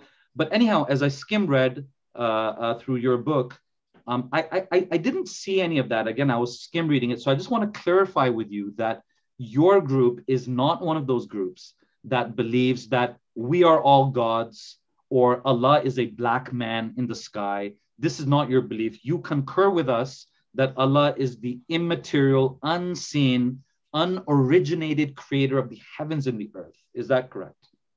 Alhamdulillah. Praise Allah. Exactly that. You know, and yes, there's only Allah. There's nobody associated with him. We don't believe that Noble Drew Ali or Farrar Muhammad or Farrakhan Khan or any other person for that matter is Allah or is God and man or anything like that. And actually, to your point, you know, I've watched several of the discussions and debates about God and Allah. And, you know, something that I see the atheists trying their best to, you know, find a way to disprove God. And something in chapter 1 that when I first read it, it really hit me.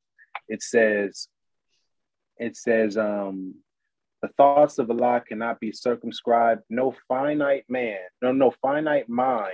can comprehend things infinite. And I found that line to be extremely powerful and pretty much ends any sort of debate with, to me, people that don't believe that there's a creator, in that it's no possible way for your mind to understand the creator because the creator is infinite and our mind is finite. No matter how much you study, no matter how much you learn, you could learn 30 different languages and claim to study all of the text. Your mind is finite. So there's a limited amount of information that you'll be able to grasp with your mind, point blank, period. And with that, by default, you cannot understand something that is limitless, that is infinite.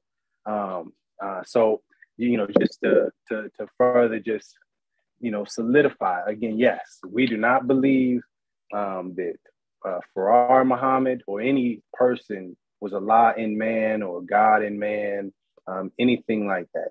And actually, you know, and this is all due respect to the different organizations, but in the teachings that Drew Ali brought, it says specifically, you know, when it's speaking about the devil, that the devil isn't the white man. You know, it isn't, you know, don't blame that. If you want to seek the devil within. It is your lower self.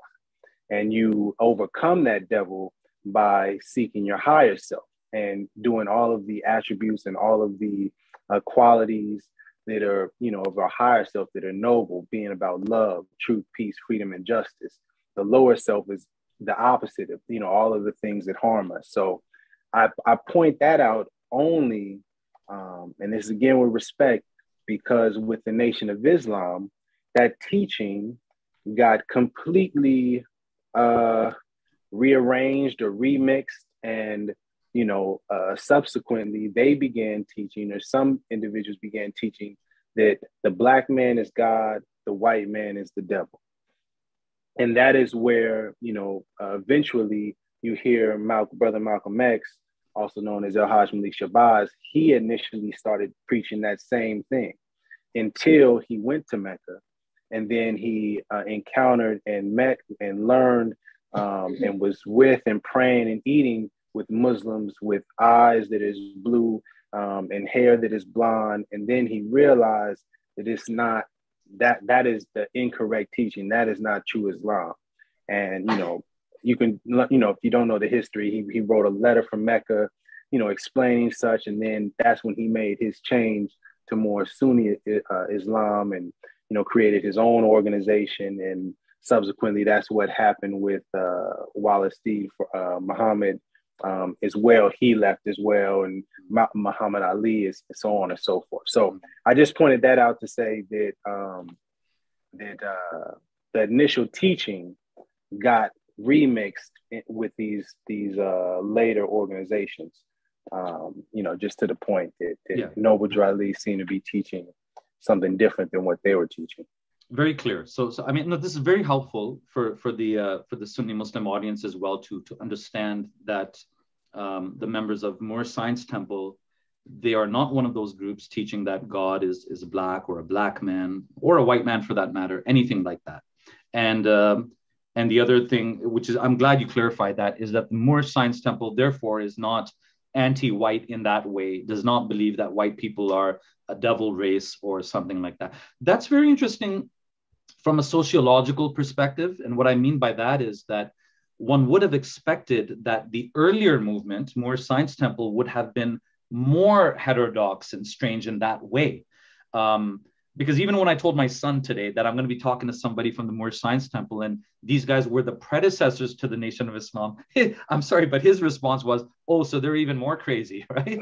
But with all due respect, no, you're not, right? I mean, like genuinely, what you're telling me, this is a bit closer to Sunni Islam than the subsequent version, Nation of Islam, which kind of took a different kind of turn and interpretation of things.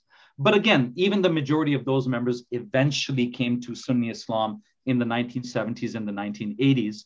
And so what you have now is a smaller remnant, which is the Louis Farrakhan faction is actually a smaller remnant of what originally was, right? But on that note of white people, I think, Rami, we struck a good balance of discussing similarities and differences as well, too, because these conversations often just sway to one side or the other.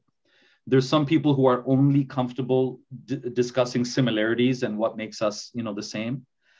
And they're uncomfortable discussing differences. But then similarly, there's some people who are only comfortable debating and refuting, and it's actually threatening to them somehow if they acknowledge that there's similarities, right? So we struck a good balance. I want to go back to, if not differences, maybe a point of slight tension, which is in the Moorish Science Temple book, Quran, in the Circle 7 Quran.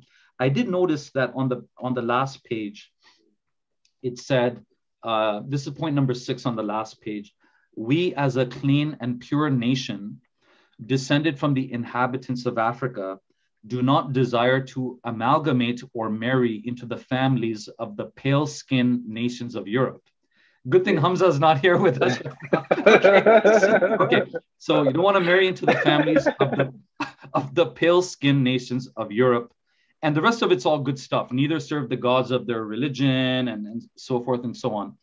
So again, I mean, I'll just kind of give my 2 cents on that. And then, of course, your opinion on this is far more important. But looking at this as a Sunni Muslim, again, let me warn you, and I don't want this to put you on the defensive. The average Muslim will look at that and say, there you go. It's un-Islamic. It's wrong. It contradicts the Quran, contradicts the teachings of the Prophet. This group is some really misguided cult. There's no hope for it. So don't let that stuff scare you off or put you on the defensive or put you into ego mode. I mean, that's just the way life is, right? I'm trying to kind of take a sympathetic approach here. So the way I'm looking at that, if I were to take a sympathetic interpretation of that, would be that, as you said, Noble Drew Ali is not teaching that white people are devils because he hasn't taught that anywhere else. But this might just have been a practical strategy at the time for Moors to get back to their religion, get back to their culture, get back to their way of life, which obviously can very easily become diluted when you start intermarrying with people of other backgrounds and faiths, right? So again, how do you look at that? Is that something you look at as written in stone? If there was a righteous white Muslim woman that you had interest in, would you disqualify her from marriage because of her pale skin, or would you take a more kind of liberal interpretation of what we see there? That's a beautiful question. My perspective on this, on that particular line, and just kind of the trail that it goes with, or that comes with it, is a bit different than I would say a lot of the Moors, a lot of other Moors in the community, because a lot of them take that line and use that as a way to try to discriminate and say there's no Europeans that are allowed to join the Moorish Science Temple of America as an organization, which to me is complete. It goes against what Noble Ali taught, because in the literature that I read from earlier, there's a line that says that here in United States of America, the religious door swings open to all. And, everyone should be allowed the pursuit to seek the, I'm paraphrasing, but to seek the truth in religion if they so choose. So a lot of people will use that and say, yes, see, this is saying that, Europeans are not allowed into the organization, where from the way I read it and interpret it, I believe it's speaking more about in a political mind frame or state, in the sense that they say marry into the pale skin nations. This families. Excuse me. Is it families? Let me double check just to be sure. I had it here. I closed it too early. Pale skin nations, marry into the families of the pale skin nations of Europe. So, when I looked into amalgamate, and then I think about marry into the families of nations, my thought goes into there's something to do with descendancy, something to do with heritage, also culture, and to not abandoning your culture in the sense of not like giving up your name and taking on the family name of the family in Europe per se. That's just like one example. So to me, that is more so speaking of, don't abandon our culture and marry into this, this family and this nation and take on their gods and their cultures and customs. No. We're returning that to them because that's for their earthly salvation. Whereas we have something for our earthly and divine salvation. So it's not just simply, for your salvation here in this earth in the temporary sense, but we have a culture, we have a creed that is here, that is for us. But that being said, it doesn't say also that pale skin European people can't marry into the Moorish family, or they can't come into our nation, our families of nations. So at least that's my perspective on it. I can't say I'm the authority on it, but to me, that's where I feel it's leading to per se. Yeah. Does that make sense? It totally makes sense, and I really appreciate the way that you read it. And again, I can't speak for all Sunni Muslims either, but I imagine that they would appreciate everything that you're saying, because obviously for us, intermarriage between different races is not an issue per se. It's something that is allowed. Look, here's the thing. I tell Nation of Islam members similar things, that because certain things are allowed doesn't mean you have to do it, right? So if it's somehow threatening, I'm not speaking to you now, I'm just speaking to this generic Nation of Islam guy. If intermarriage and white people, coming into the organization somehow threatens your blackness, well, Islam is not saying you have to do it. Islam doesn't say you have to marry a white woman or an Arab woman. Marry black. And then, because a lot of the politics and theology gets mixed up for some strange reason. And so Nation of Islam members tell me, well, we need our black businesses. We need our businesses owned by black people, not by Arabs. This and that. I say, go ahead. That's not what we're debating here. If you're a Sunni Muslim and you wanted you wanted businesses in black areas to be owned by black people, by all means, this will not invalidate your Islam. That's just your political, social stance. You're entitled to it. You know what I mean? But what we're concerned about is theology and beliefs. You know what I mean? So marrying a white person is different from believing that Allah does not allow my race to marry a Chinese person or a Japanese person. That's what Muslims would object to. So I appreciate your answer. At the same time, I can imagine a bit of pushback on that point. I mean, I could imagine someone else from the Moorish Science Temple saying, well, that whole thing started by saying we as a pure race, right? So no, there's something intrinsic about the Moor or about the black man that makes us more pure in Allah's sight. I'm just saying I could imagine that kind of pushback. And as I hear you give all of these explanations, Brother Rami, I have mixed feelings, because it's like when I talk to someone who self-identifies as a Christian, but they tell me they don't believe Jesus is divine. They don't believe Jesus is God.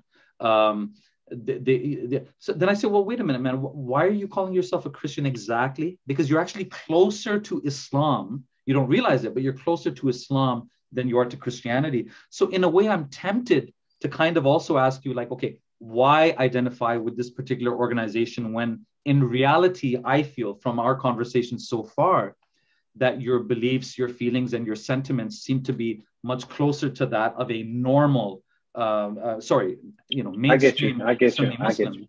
But I have conflicting feelings, because then the other part of me says that, well, we don't have a problem with a label or a name. We have a problem with wrong beliefs. And so if you can stay in that organization and help other people in that organization to just understand the clear picture and what this is all pointing to, then does it really matter if you call yourself part of the Moorish Science Temple and wear a red fez cap? And that's not the problem here, right? That's not our real issue. These are just the outward symbols, right? Man, that's yes. I think about that a lot. I mean, to your point, this is maybe back in 2012 when I had begun, just to be super transparent, my search for the truth began when I hit an extremely low point in my life, and literally just was walking on the street and dropped down and started praying to God, saying, hey, listen, I don't know the right way. You see I'm messed up. Just show me the right way to go. I'm following your lead. You know what I mean? Like, I remember it's like 7 a.m, just on the street in the sidewalk. Then now, mind you, I hadn't studied Islam like that, or to really understand that a Muslim, in the true sense of the word, is submitting your will to to God. So it's like I had that. I had a Muslim brother named Muhammad in a taxi. I noticed his Quran. A brother named Muhammad in a taxi? No way. Listen, brother of mine in Boston. I was on the East Coast, and I noticed his book in the front, and it had the beautiful calligraphy kind of design on it. I said, what kind of book is it? Because it didn't have a name. He said, it's the Quran. And I said, oh, okay. And I started asking him some questions because I was just seeking to learn more. And he said, brother, are you Muslim? And I said, oh, no, I wouldn't dare claim that. I'm trying to learn more about different religions, and I'm interested, and I just bought a Quran, but I wouldn't call myself a Muslim. And he laughed. He said, brother, even if you don't know it, you're Muslim. and I remember when he said that, I was like, all right, you know what I mean? And by the end of the ride, I spoke to him about my name, because obviously I wasn't given the name Rami Salam El. But I was seeking to find a name that wasn't connected to us being enslaved to a European person. And he said, brother, a good name for you would be Abdullah. He said, most people, they'll say that it means a slave of Allah, But in essence, it's really just saying you're a servant of Allah. You know what I mean? It's not a slave. He was explaining that it's not a slave in the sense that, you know, I'm probably thinking.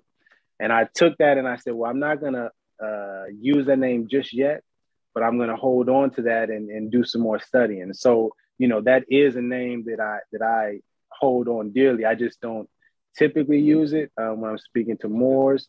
But I say all of that to say, to your point, that is why I'm so interested in learning more about Sunni Islam. Orthodox Islam, or you know, building with Sunni Muslims and just Muslims that have really studied Islam, so that I can better understand, you know, these teachings that were given to our people, and help, you know, do my part to guide others as well as myself on the right path. Because I feel, you know, as Brother Malcolm had taught me, it's the duty of those that know to teach those that don't know. And I know that I'm in a unique position to be able to study these different kinds of things and communicate it back in a way that is a little bit more digestible than some other people.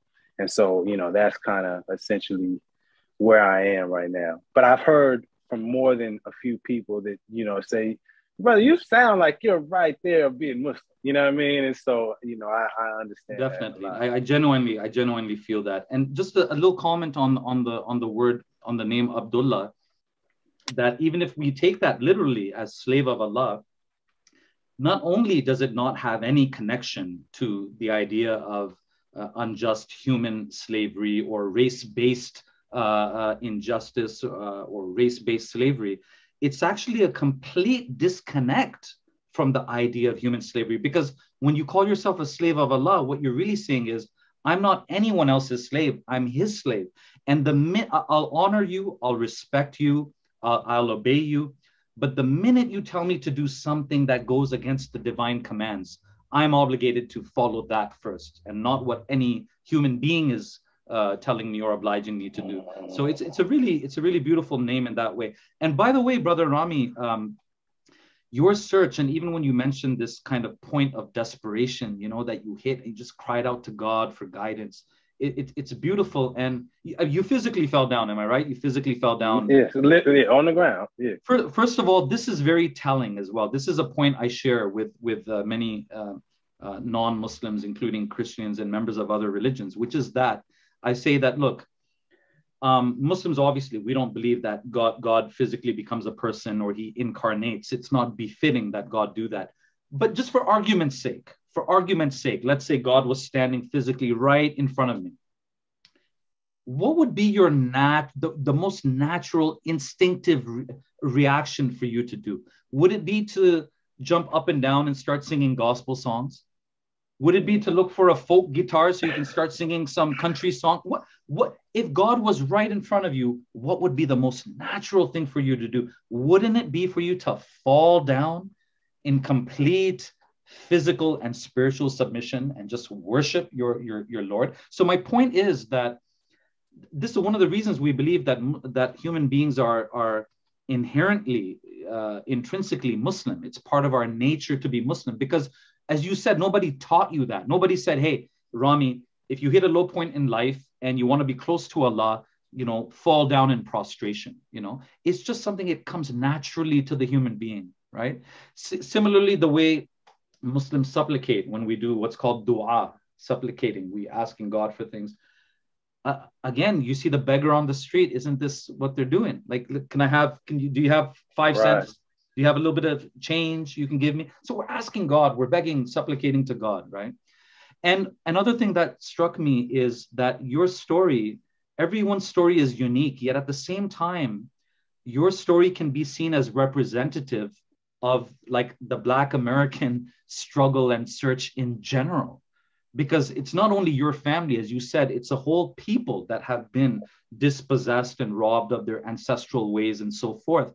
And Dr. Sherman Jackson, one of the names that I put to you in the chat, in one lecture online, like he made a very powerful point, and I won't be able to do it justice the way I paraphrase it, but he put it very powerfully, right? He said that, do you think it's a coincidence that the only Western non-Muslim country in which there is communal conversion to Islam is America, which just happens to be the most powerful nation on the planet. So what we mean by communal conversion, obviously, is not that all the Black Americans have become Muslim. That's not what we mean. But we mean a sizable segment of African Americans have adopted Islam in the past half century only. And so the average Black American has either an uncle, a parent, a cousin, a second cousin, someone in their family that is a Muslim, right? So arguably, it would be a bit easier for you to become Sunni Muslim than for the average white person. The average white person, if he converts to Islam and changes his name from Robert to Khalil or Abdullah, is like, what happened to you, man? You do it, it's like, yeah, there's plenty of non-Muslim Blacks named Jamal and Karima, and it's just, so he asked the question, is it a coincidence that it's the most powerful nation on the earth, which is the only nation that has communal conversion to Islam? And point number two, is it a coincidence that the community that underwent that communal conversion to Islam in the most powerful nation in the earth just happens to be the only community, the only American community that is not associated with the oppression and the injustice and the imperialism of that country? See, look, when someone in the world says they hate Americans, they're not thinking of you. Right. they're not picturing you, right? They're picturing a Donald Rumsfeld, a George Bush, or something like that. So in other words, Dr. Sherman's point was that the communal conversion of African Americans in Islam in the past half century is a modern day miracle. It's a modern day miracle that should be acknowledged as such, not only by Black Muslims in America, but by every Muslim in the world. In the same way that we don't look at the change that the Arabs underwent in the 7th century under the tutelage of the Prophet Muhammad. We don't look at that as an Arab phenomenon, or we see that as Allah's intervention in the affairs of the 7th century Arabs, and he transformed them and he changed them. Every Turkish Muslim, every Iranian Muslim, every white Muslim embraces and recognizes and acknowledges that miracle in history. So Dr. Sherman Jackson is saying in the same way, he says, I'm not saying this because I'm Black. I'm saying this because I'm a Muslim. Every Muslim should acknowledge and embrace and recognize that Allah still works miracles in this day and age. And the African-American Muslim is a proof of that. It's a deep point. It's very deep. It's extremely deep, especially when you factor in the propaganda and the media and the attack that Islam has been under, particularly the past 20 years, 9/11 and all of that. But like, it's been a concentrated effort, to smear, slander, just completely confuse the understanding of Islam. And yet, and still, there's still people, all the time that, apparently converting into or becoming Muslim or reverting to Muslim, being Muslim. Man, I have to really think on that some more, because that is very profound. That's extremely profound. And your story is and this could perhaps be one of our wrap-up points, because I have to pray the Asr prayer, which is the late afternoon prayer here. But like, on that note, you are part of that story, of that miracle, of that intervention of Allah in modern day, America, specifically amongst Black Americans, but that has affected other people as well too. I mean, I've met white Muslims who, when I asked them why did they become Muslim, they told me they read the autobiography of Malcolm X. And one of the very prominent American Muslim scholars who is white, his name is, I always get his name wrong, Abdullah Farooq. I think Dr. Abdullah Farooq. I think I know you're speaking of. Yeah, elderly, white, academically inclined, white Muslim scholar. He that was his first contact point with Islam, was the autobiography of Malcolm X. So, Yeah, yeah, and Moorish Science Temple, of course, is a part of that story, and I think we should acknowledge it as such. That if you want a complete history of Islam in America, then yeah, we will have to mention at some point the Moorish Science Temple, just like we will at some point have to mention the Nation of Islam. But again, I say the same thing that I say to my Christian friends when they kind of get stuck on Jesus, is that if Jesus is the signpost, it means keep on moving, right? So here in Toronto, we have a big tower. It used to be the largest tower in the world, the CN Tower in Toronto. So, I mean, if a group of tourists came from Japan, pre-pandemic, of course, right? A group of tourists came and they saw a sign that said CN Tower 2 kilometers that way.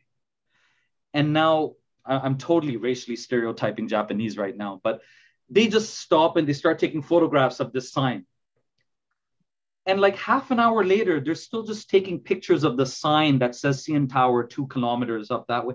At some point, I'm going to be tempted to intervene and to go to them and say, look, this sign is very beautiful, but like keep going, right? Like the real thing is there, right? So Indeed. In the same way, I can appreciate the role that Moorish Science Temple, Nation of Islam has played as a signpost. But like, we don't want, none of us, this is not only for you, for myself too, none of us want to just get stuck in life at a particular point in learning. We all want to continue to grow and evolve. So we will pray for you, you pray for us, and may Allah guide all of us, to the correct and full path of Islam and unite us as brothers and sisters in this life, and more importantly, as brothers and sisters in the next life. Indeed. Before we go, I just wanted to share real quick with you this book called The Diary of Malcolm X. Have you heard of that? The Diary of Malcolm X. Yeah. So I have not heard of it. It's the Diary of Malcolm X, El Hajj Malik El Shabazz. So it had his Muslim name. It's by Herb Boyd, and they literally transcribed his journal, his travel journal notes, and they have images of his actual handwriting from when he went to the East, and he was meeting with a lot of different Muslim leaders and just different leaders from the East. I humbly suggest you, if you can, pick that book up, because it is, I don't even, that would open up a whole nother box, but it is extremely revealing. And it gives a even more context and another layer to just how amazing that brother was. And it also,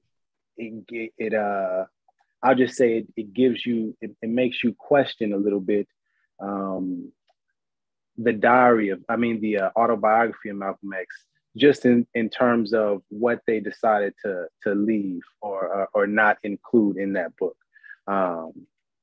But thank you so much for the conversation. I greatly appreciate it.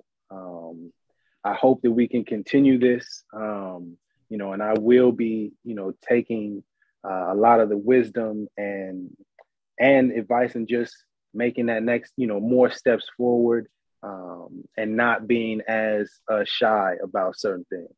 And so, God willing, I'll be able to make some connections with some other Muslims around this community and further this goal that I have. And by the way, Malcolm X was a light for me as well too, as a Pakistani descended Muslim too, because the 1992 Spike Lee film came out when I believe I was 15 years old.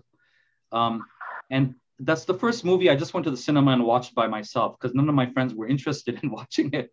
And I didn't really know his story. I hadn't read the autobiography of Malcolm X.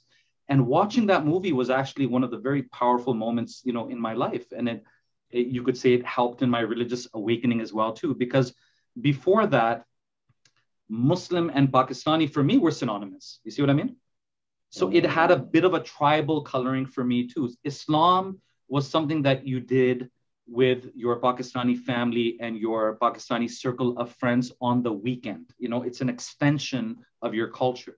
Now, I'm not playing completely stupid. Obviously, I had a vague idea that there's white Muslims as well. I had a vague idea that there's some black Muslims, and obviously Saudi Arabia, where we go for the Hajj, is an Arab country. The Quran is in Arabic, but I hadn't had many dealings outside of just our Pakistani circle of Muslim friends. And so watching that film really made me more aware that, you know, Islam is much bigger than my race.